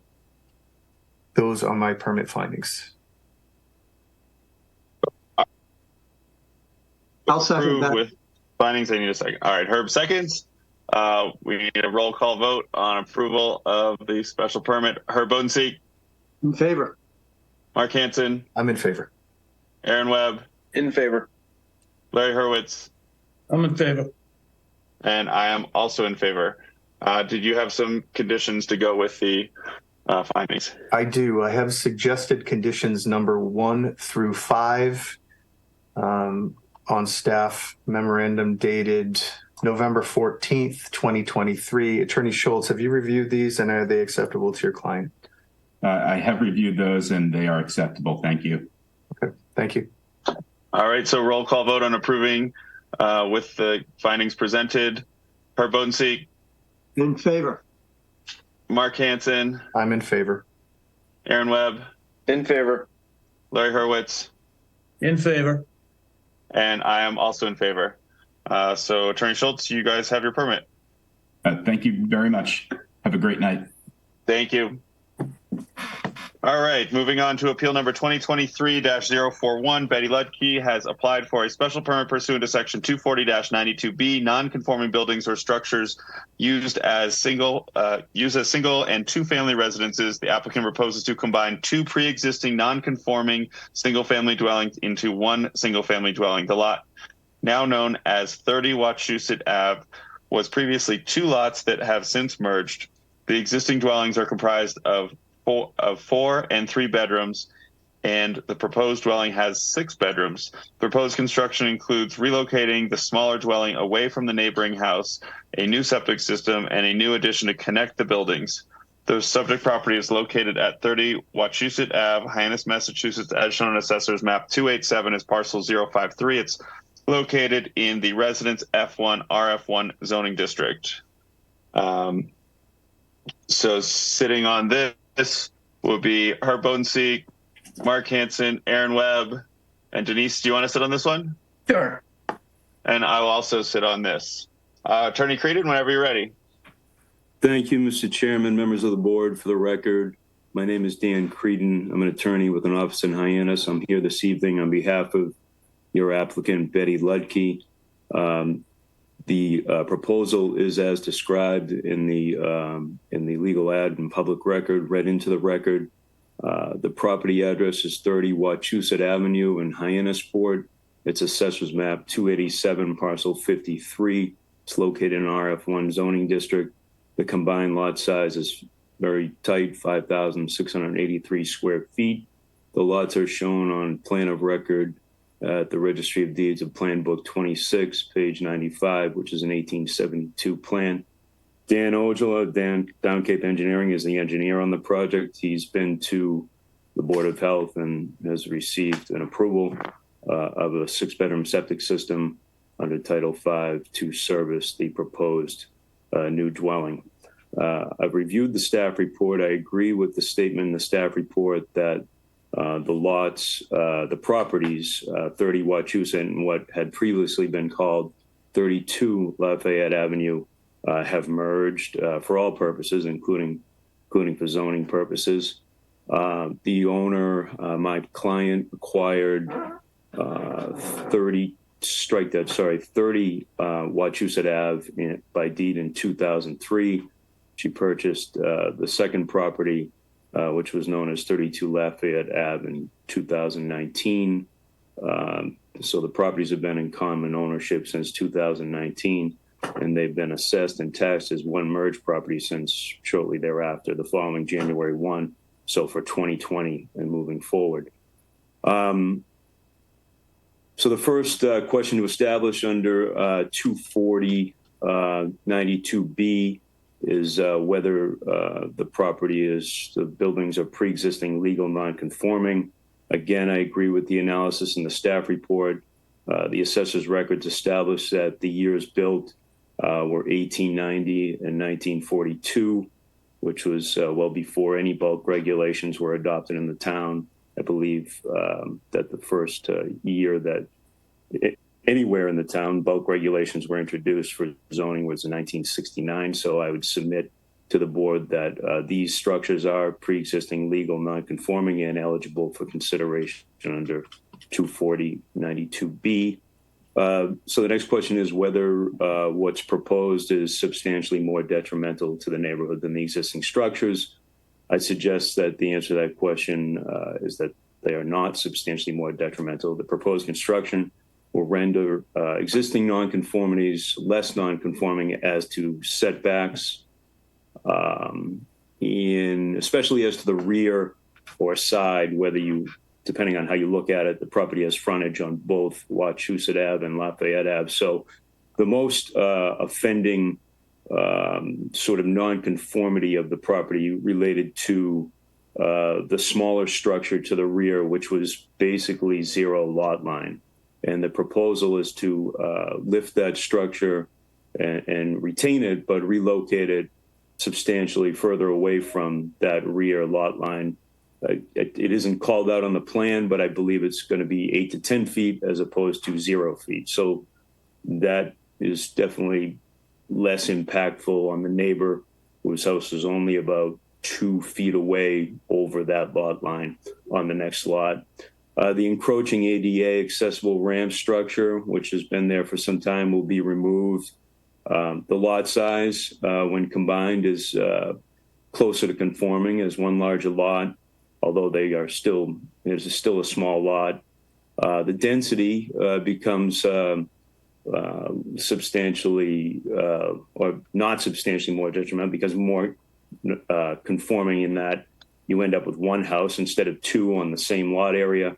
And the use becomes more conforming to the extent that, depending on how you look at it, you could look at it as a 2-family use, and what you're left with at this time is a single family if the proposal is granted.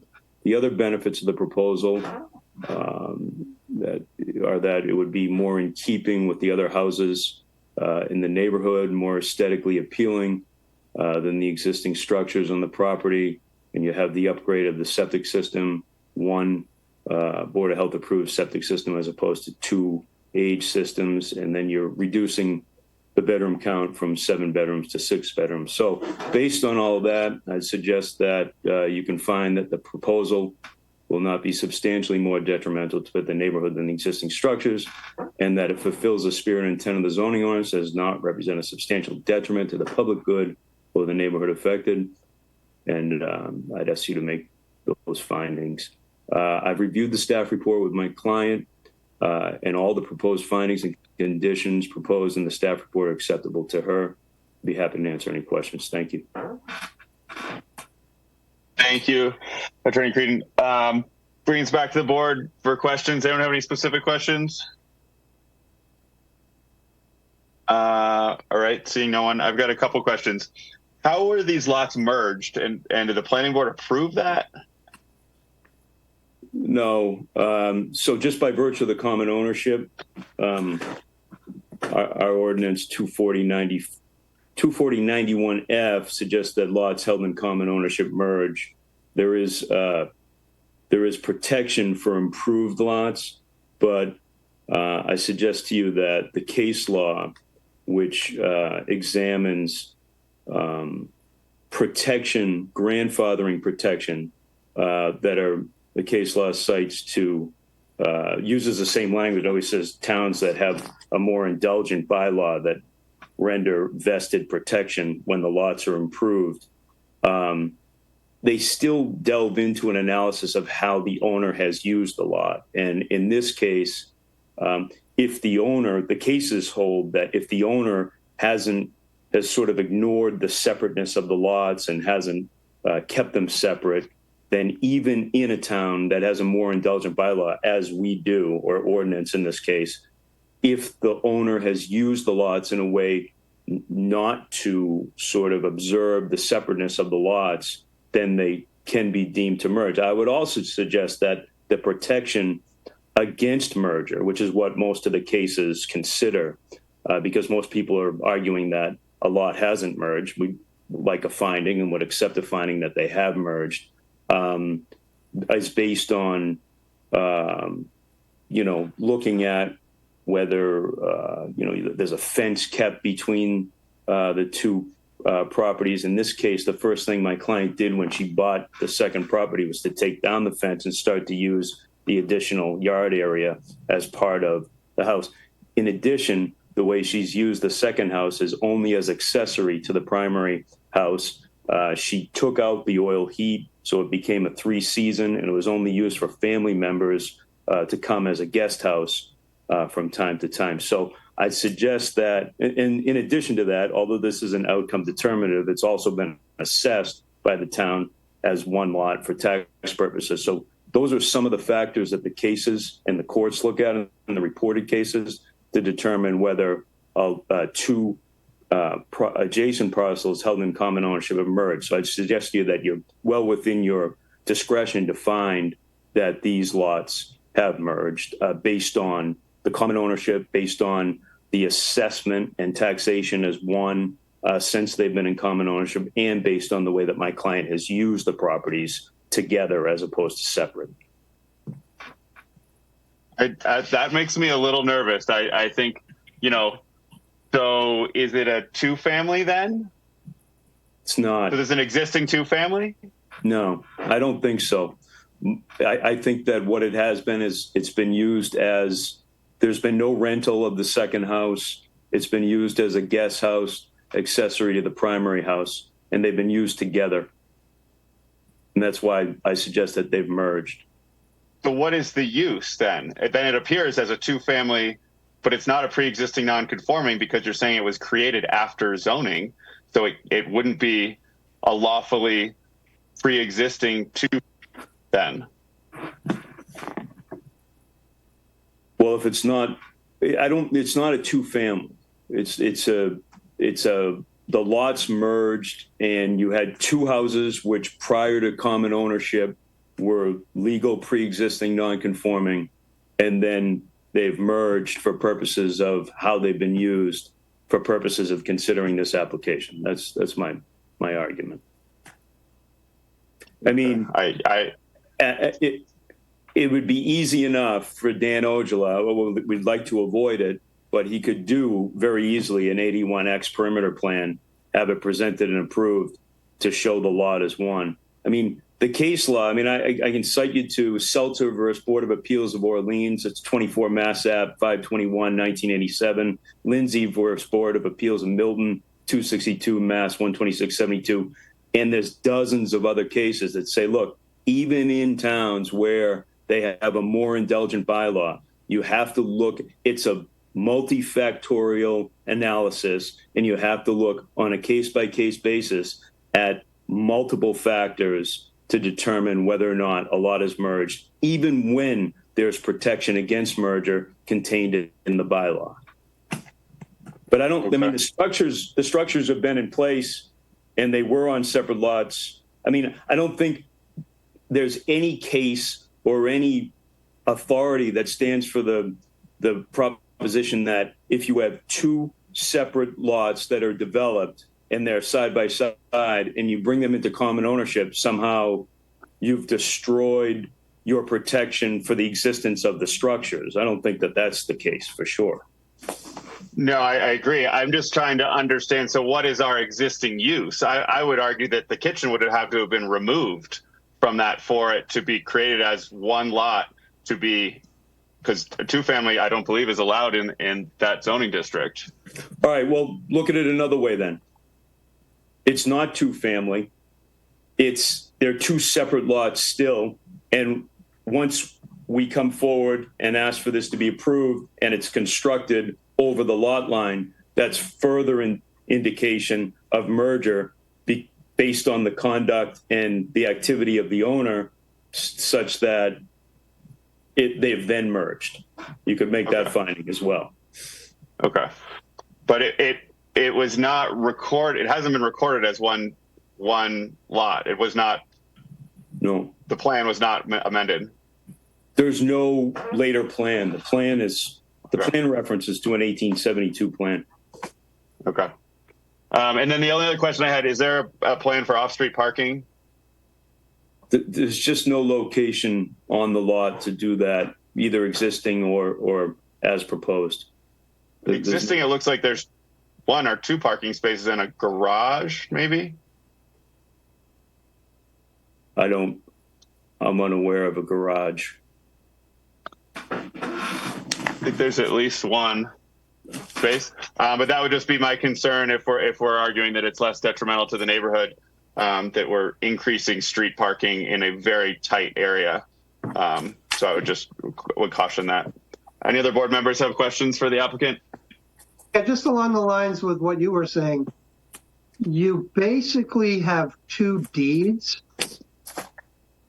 with one. I mean, that's kind of the messy part I think Jake was alluding to. I'd be more comfortable if it had gone to the planning board and been recorded on record as one deed. Yeah, exactly. But isn't it being assessed as one piece? It is. That's irrelevant. Assessment has nothing to do with zoning. Oh, well. We had a very contentious one that went the other way, where it was being used in the same function, and it got split. So even when it was in common ownership, we argued against that, and we were not successful. I mean, it's not, the way it's assessed is not irrelevant. It's one factor that the court considers when there's a question of whether lots have merged or not. I mean, she did acquire the properties at different times. I mean, 2002 or 3, and then 2019. So she owned 30 Wachusett for a good 16 years anyway before she acquired 32 Lafayette, and then the assessor picked it up and started assessing it as one. But I think it's merged because I think the protection against merger is for the benefit of the owner, and if the owner is willing to let it go, she can let it go by her conduct and by just saying, make a finding and I'll agree to it. But I don't think automatic default merging, or actually it's not default merging. This is proposed volunteer merging allows you to get a benefit of a non-conforming use, a new non-conforming use, which then, if it is one, it presents as a two-family then. I don't think so. Two kitchens. That's the definition of a two-family.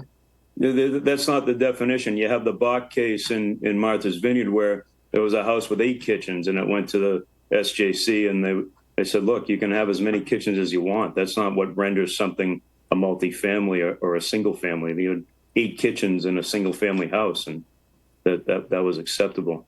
So there's case law on that, for sure. Does anyone else have questions for the applicant?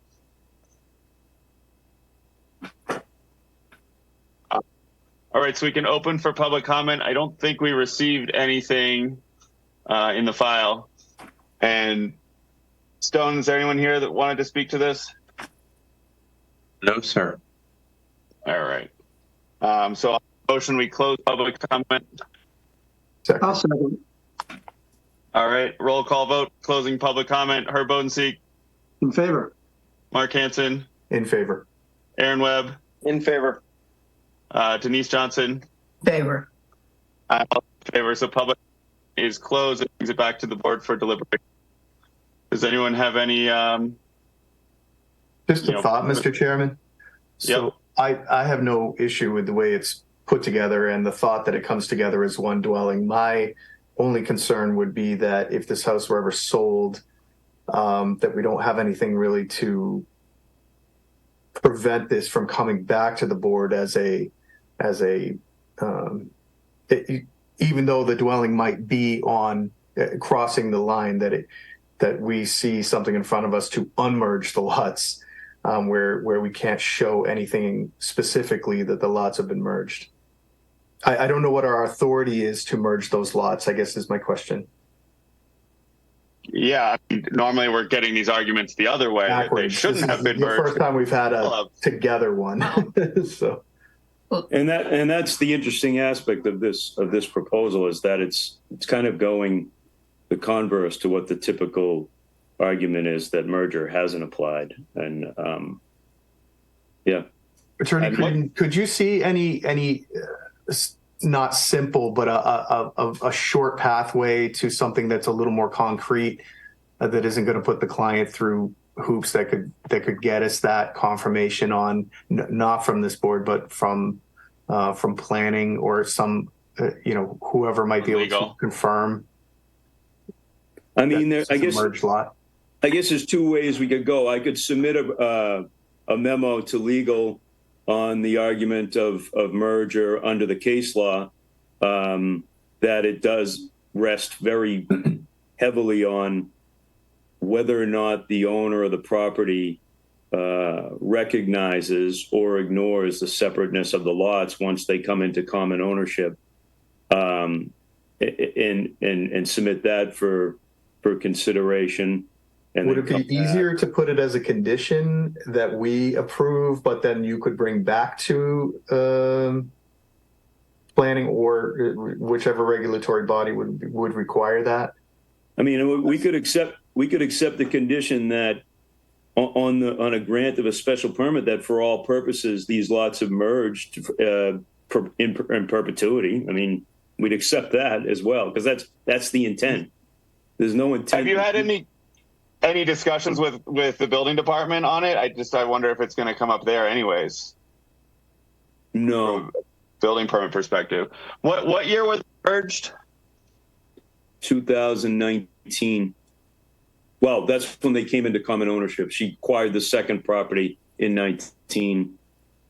So when and through what process did she merge them? What was her action? No, what did she do that would support a finding in a litigation case to merge that they've merged? Is there was a fence separating the two, and the case law does talk about fences. It actually talks about it in the converse. It says, did they put up a fence between the two lots? In this case, they say, look, if you didn't do that, then you're not recognizing the separateness, so you merge. In this case, there was a fence, and the first thing she did when she bought the property, because she's never had a backyard because of how tight 30 Wachusett was, she took the fence down so she would have access to the additional yard space available at 32 Lafayette.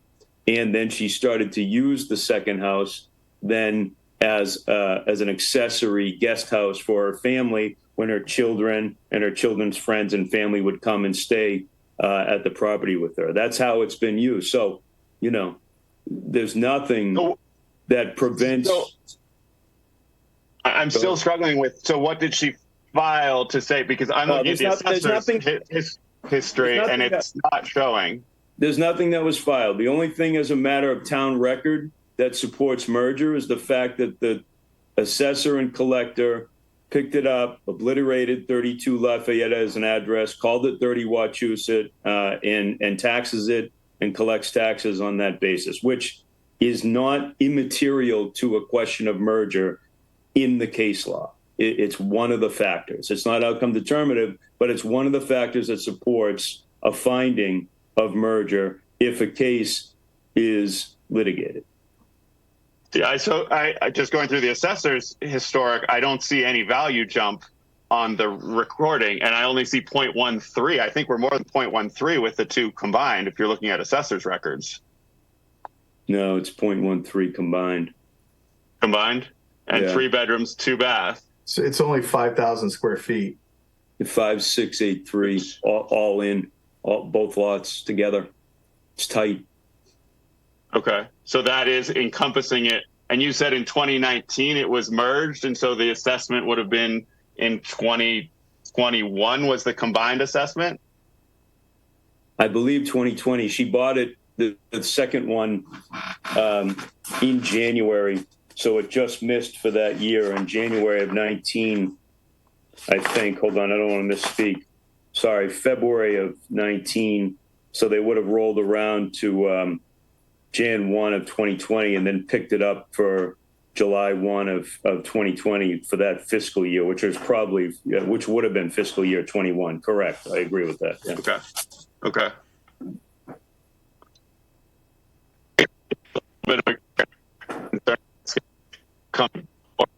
Mr. Chairman, you're jumping here again. Sorry. I just worry a little bit that it's going to be an issue that it's 2 separate parcels and 2 separate recordings at the Registry of Deeds. But, I guess we can decide if people want to condition it, that it be re-recorded. But anyone have any thoughts or want to make findings? I'm still. Oh, go ahead, Herb. There's 2 deeds, correct? There's 2 book and page numbers for the plot plans. Well, it sounds like they got rid of 32. I get confused. But that's just the assessor, though. Not legally at the Registry of Deeds. They did not. Right. There's 2 deeds. There's 2 deeds. The first deed was recorded on September 8, 2003 for 30 Wachusett Avenue. And the second deed was recorded in 2019 on February 12, 2019, which is when she acquired 32 Lafayette Avenue, then called, and she bought that from a separate owner. So and then they came into common ownership, and then they merged. Well, I'm not sure what the liability is. I mean, I think it's someone trying to pull two properties together to create one family home. That's exactly what it is. Yeah. And obviously that it's been treated that way. And I think the appearances, it would be a great improvement in the neighborhood than having two freestanding houses that are both small. Yeah, we were just looking at process. Yeah, I don't an think 81 if an 81X should have been filed with the planning board that this lot becomes merged now that it's going to be developed across lot line, I think is the question. And I think we can requested. Can we request that as a condition? We can, yeah. And just approve with that condition in it. I mean, is that even on the table, Attorney Creed? Yeah, I think that'd be acceptable. I mean, and let me just suggest this. I'm going to just go to 24091F merged lots. And I understand that there's a caveat. At the beginning, it says, except as otherwise provided herein, because I'm not ignoring A, B, C, D, and E, but it says lawfully non-conforming lots that are adjoining and held in common ownership or under the control of the same shall be treated so as to conform so far as possible with the minimum area requirement of the zoning district in which they are located. No lot so merged, a portion thereof, may be changed or transferred in any manner that will increase the degree of non-conforming unless a special permit has first been obtained. And then it says no such special permit may create any additional building lots. So the first part, except as otherwise provided herein, talks about the grandfathering protections if the lots prior to coming into common ownership have been improved, which these have. But my point is that's a protection. That's not the whole intent of it is to protect people from the gotcha of merger if they happen to buy two houses next to each other. And my point is that when you look at that and you look at our ordinance in light of the case law and how she's used the two houses together since she's owned them together, it supports a finding of merger. That's my argument. I just would be concerned it's creating a more nonconformity because it becomes a two-family structure. Not if you it can't be lived in. Well, not if you prove this, because then it becomes one house and it's a single-family house on a larger lot. Is the intent to go? Oh, sorry. Just for us to approve this, we have to recognizing it as a legally created nonconformity, and so that's where I was just getting stuck. I mean, I don't think it's a two-family. I think that it's a house and an accessory structure that's used as a guest house. And we have them all over town. I mean, people build pool houses that are guest houses that they have their family in and they're accessory to the main dwelling. I think that's what you've had here since these have merged. And I think the use has been conforming consistently before and after they came into common ownership. It's a house, a main house with an accessory guest house. That I'm not just saying that either. That's how she's used it. So it's, there's no artifice or disingenuity here. This is exactly what my client's done. And what she wants to do is she wants to sort of have one bigger house so her family and her kids and her grandkids can come and visit with her and make it look more in keeping with the other houses in the neighborhood. And everyone around her is really excited for it to happen and they have no objection to it. So I think it's copacetic.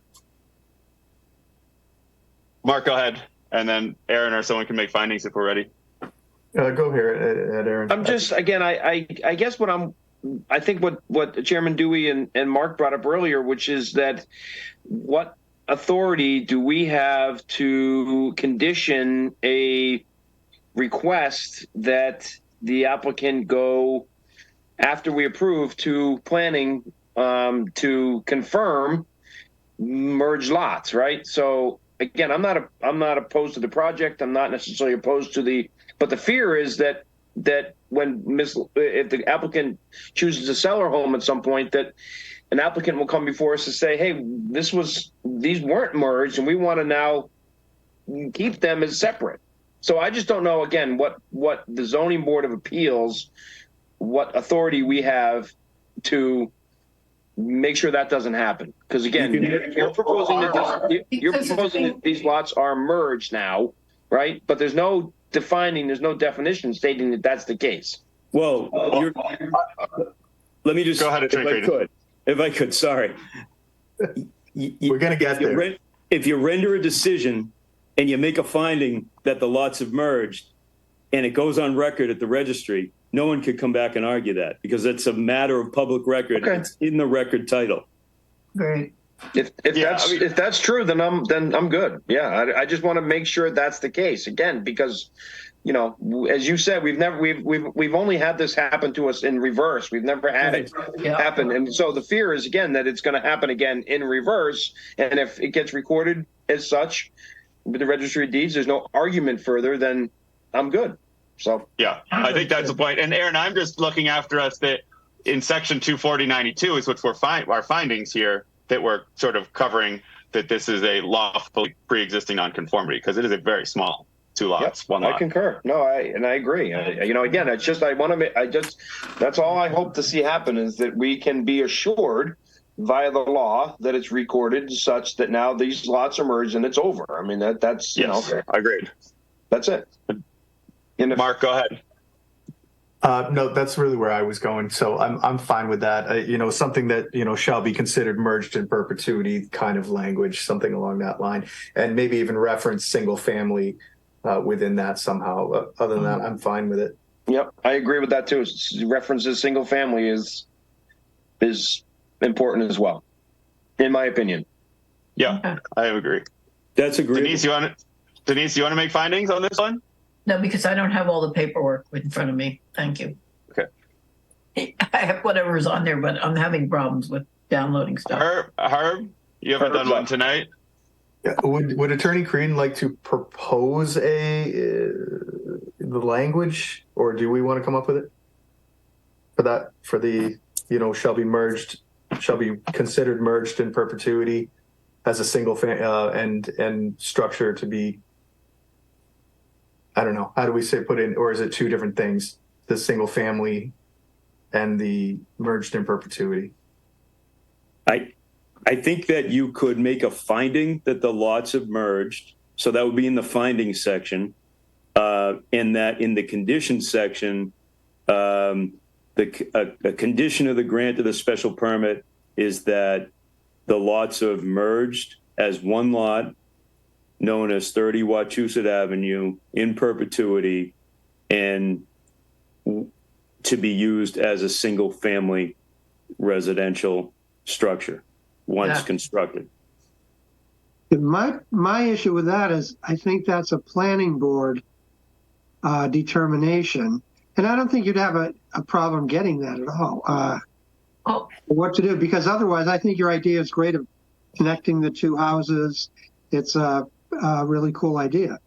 So again, going back to what was referenced earlier, wasn't part of what we talked about the condition be the request that the applicant go back and do that due diligence work with planning? Yeah, we can make that a condition because you never know, the planning board might have a problem with it. And then there's the, what did Mr. Ajola say that, what was it, a 181X or something like that, or 18X or something? It's 81X. That's a section of the statute. It's a perimeter plan. Okay.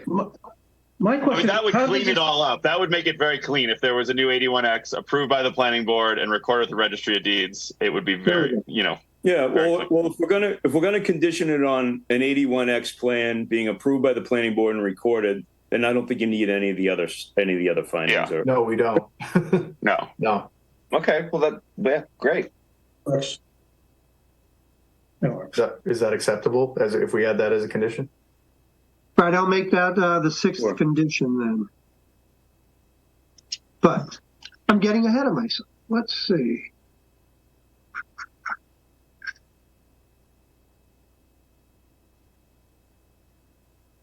I have to wait for Laserfish here.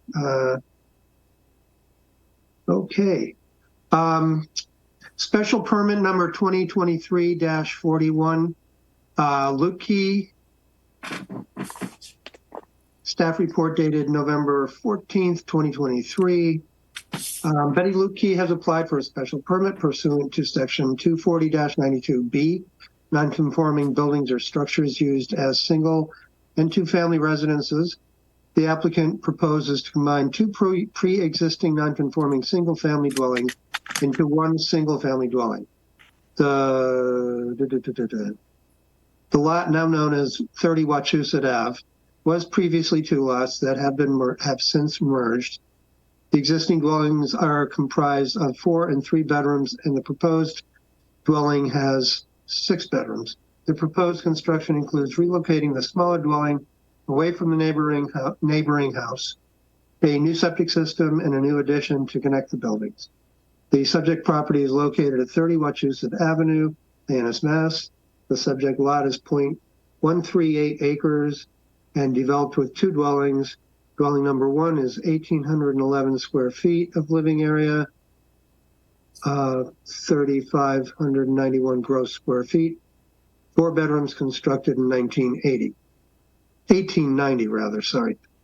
Dwelling number 2 is 1,308 square feet of living area, 2,682 gross, 3 bedrooms constructed in 1946. The lot has frontage on both Wachusett and Lafayette Ave in Hyannisport. The area is residential with a variety of lot sizes.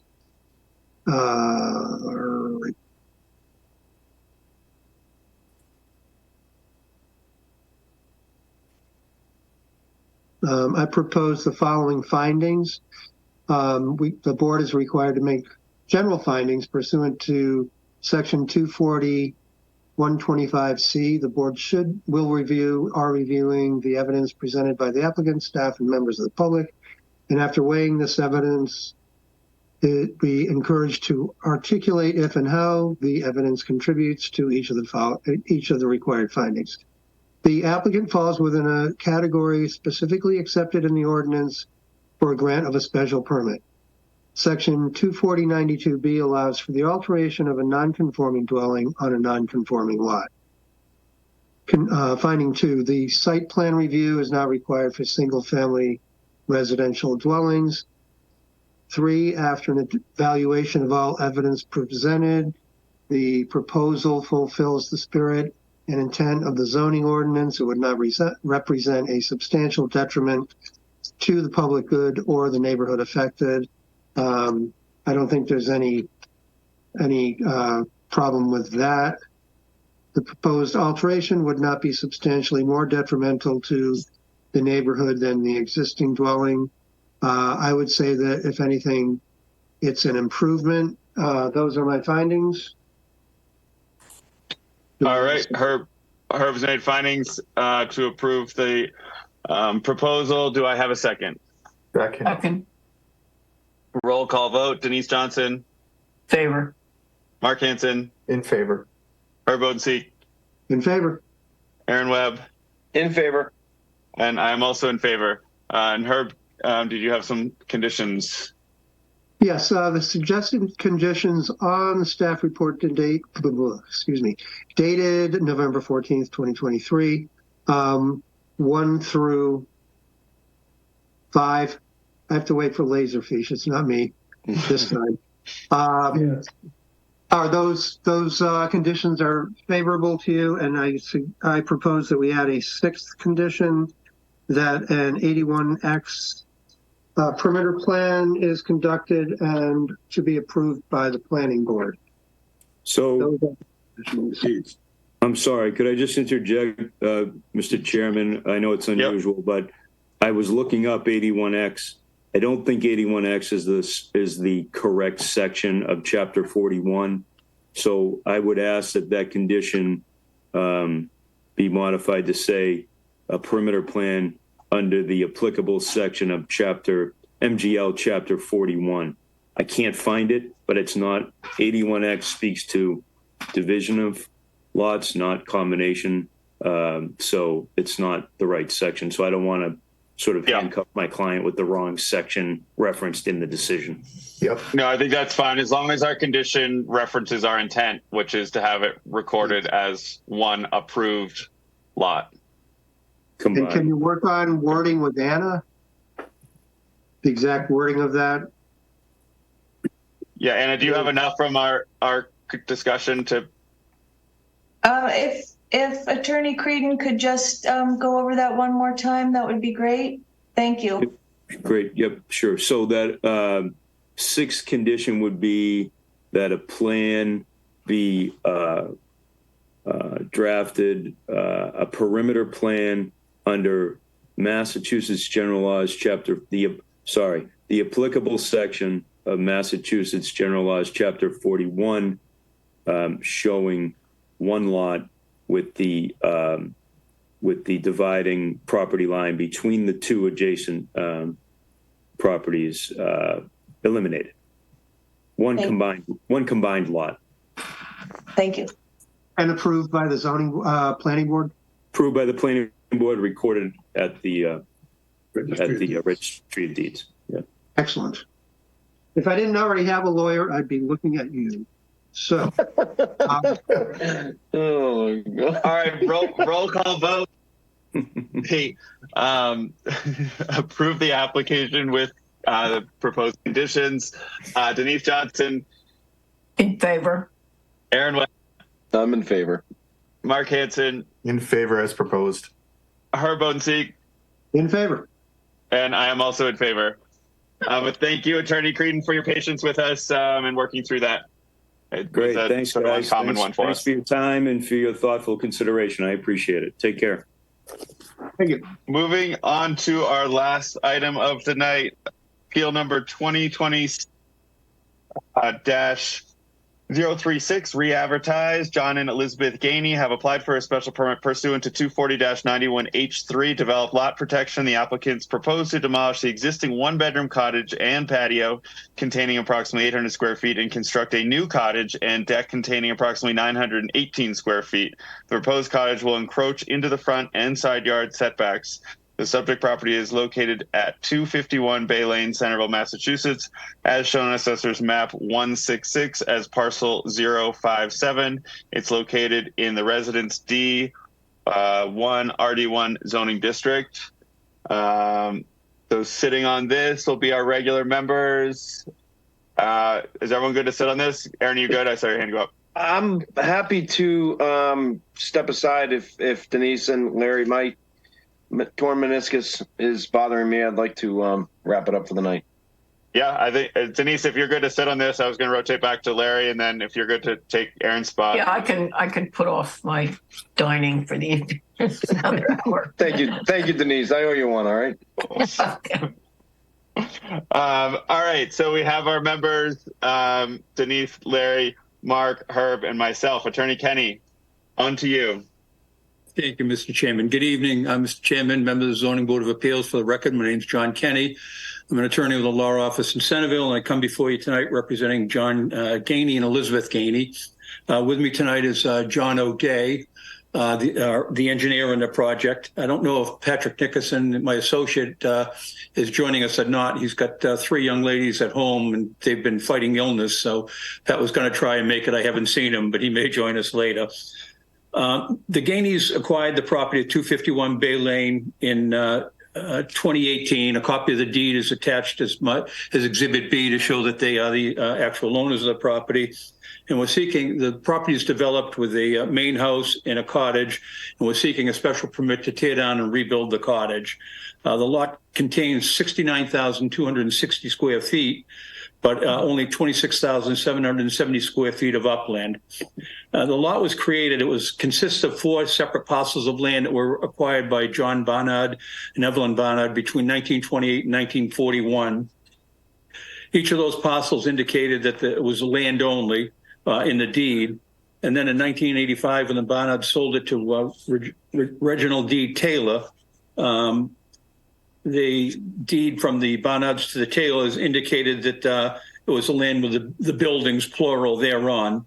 And in viewing the aerial photos attached as Exhibit D, the 1951-52 historical aerial GIS photo as Exhibit D, you can see the 2 structures on the lot existed. The zoning for the area is supplied by staff. Indicates that 1951 is when the first dimensional requirements came into play.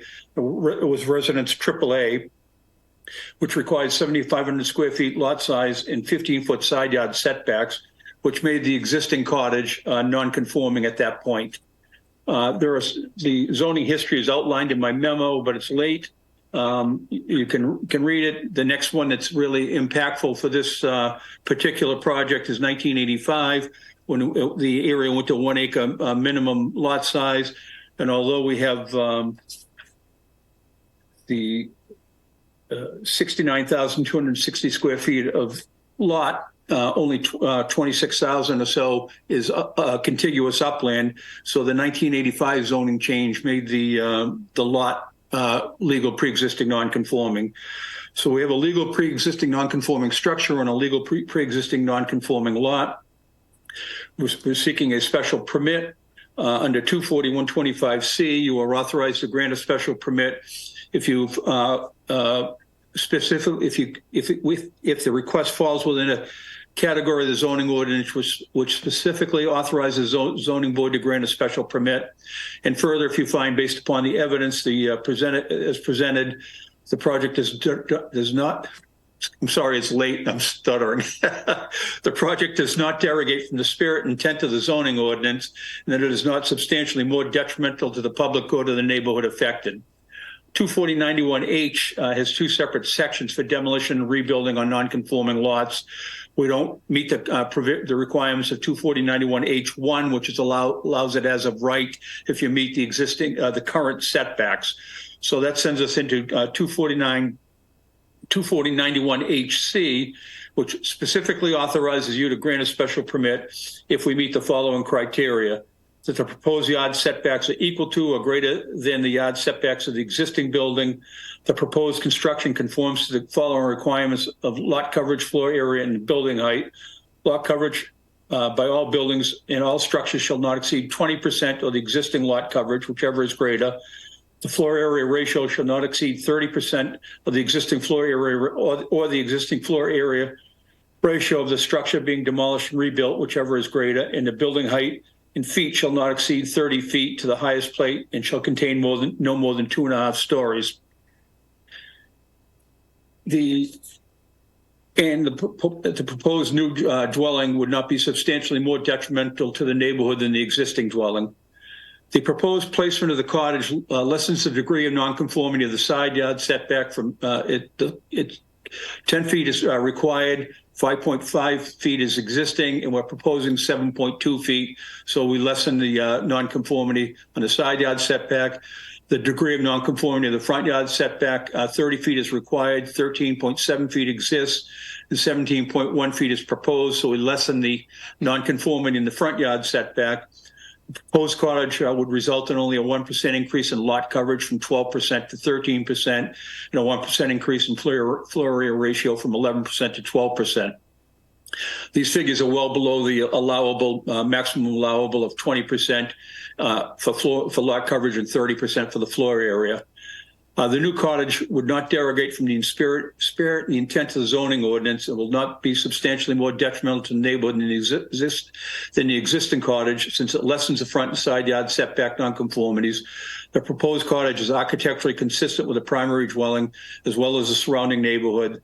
The new structure would be built in compliance with current zoning code requirements, and there is no increase in the number of bedrooms, so the new cottage would not result in an intensification of use over the existing use of the property.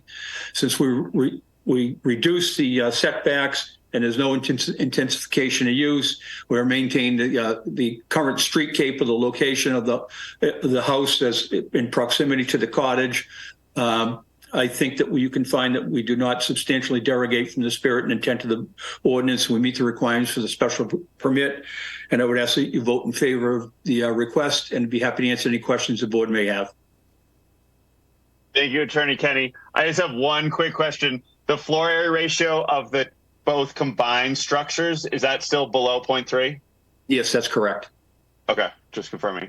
Any other board members have any questions for the applicant? No.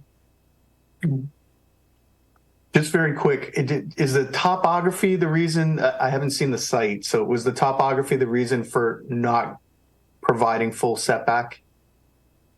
Current full setback? Yeah, like on the proposed cottage, was there a reason that they didn't just shift it? Yes.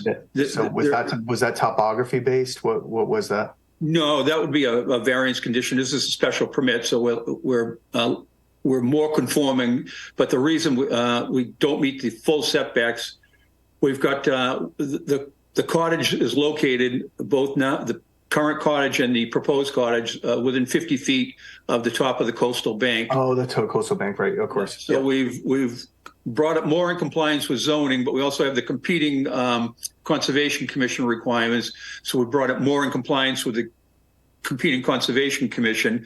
And we can't go any further in because then we'll start running into Board of Health issues and would need a variance for proximity to the septic system. Understood. Yep. Thank you. Anyone else? I will open for public comment. I don't believe we got any correspondence ahead of the meeting. Is there anyone here to speak to this? Seeing none, I'll make to close public comment. I need a second. Second. Second. Roll call vote. Denise Johnson. In favor. Mark Hansen. In favor. Herb Bodenseek. In favor. Larry Hurwitz. In favor.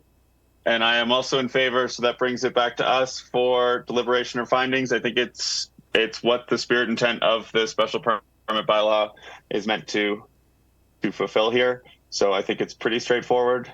I think all of the boxes are checked there. Does anyone want to make findings? Larry. Larry. Larry.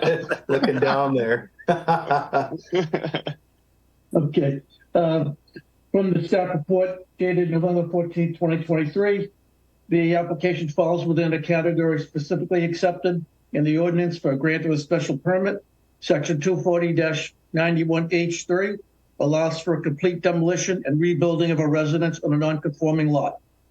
2, site plan review is not required for single-family residential dwellings.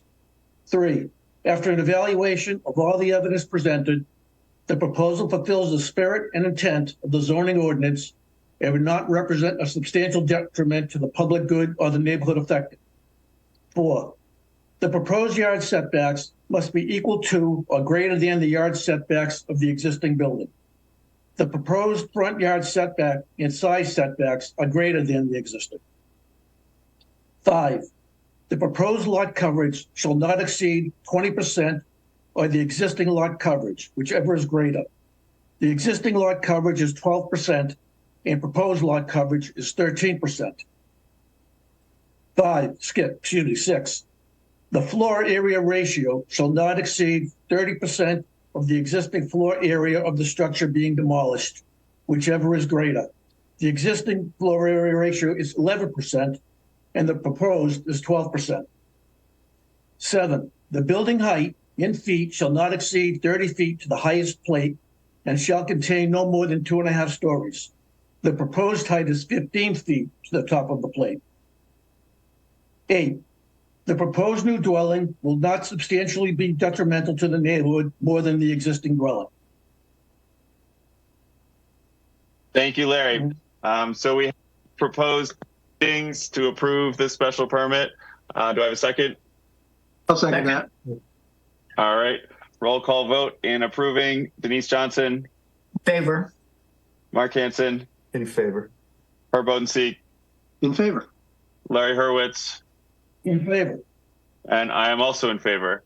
And then let's have some conditions to propose. I'm looking for those right now. They're in the bottom. You can reference them. You don't have to read them all by the date on the staff report.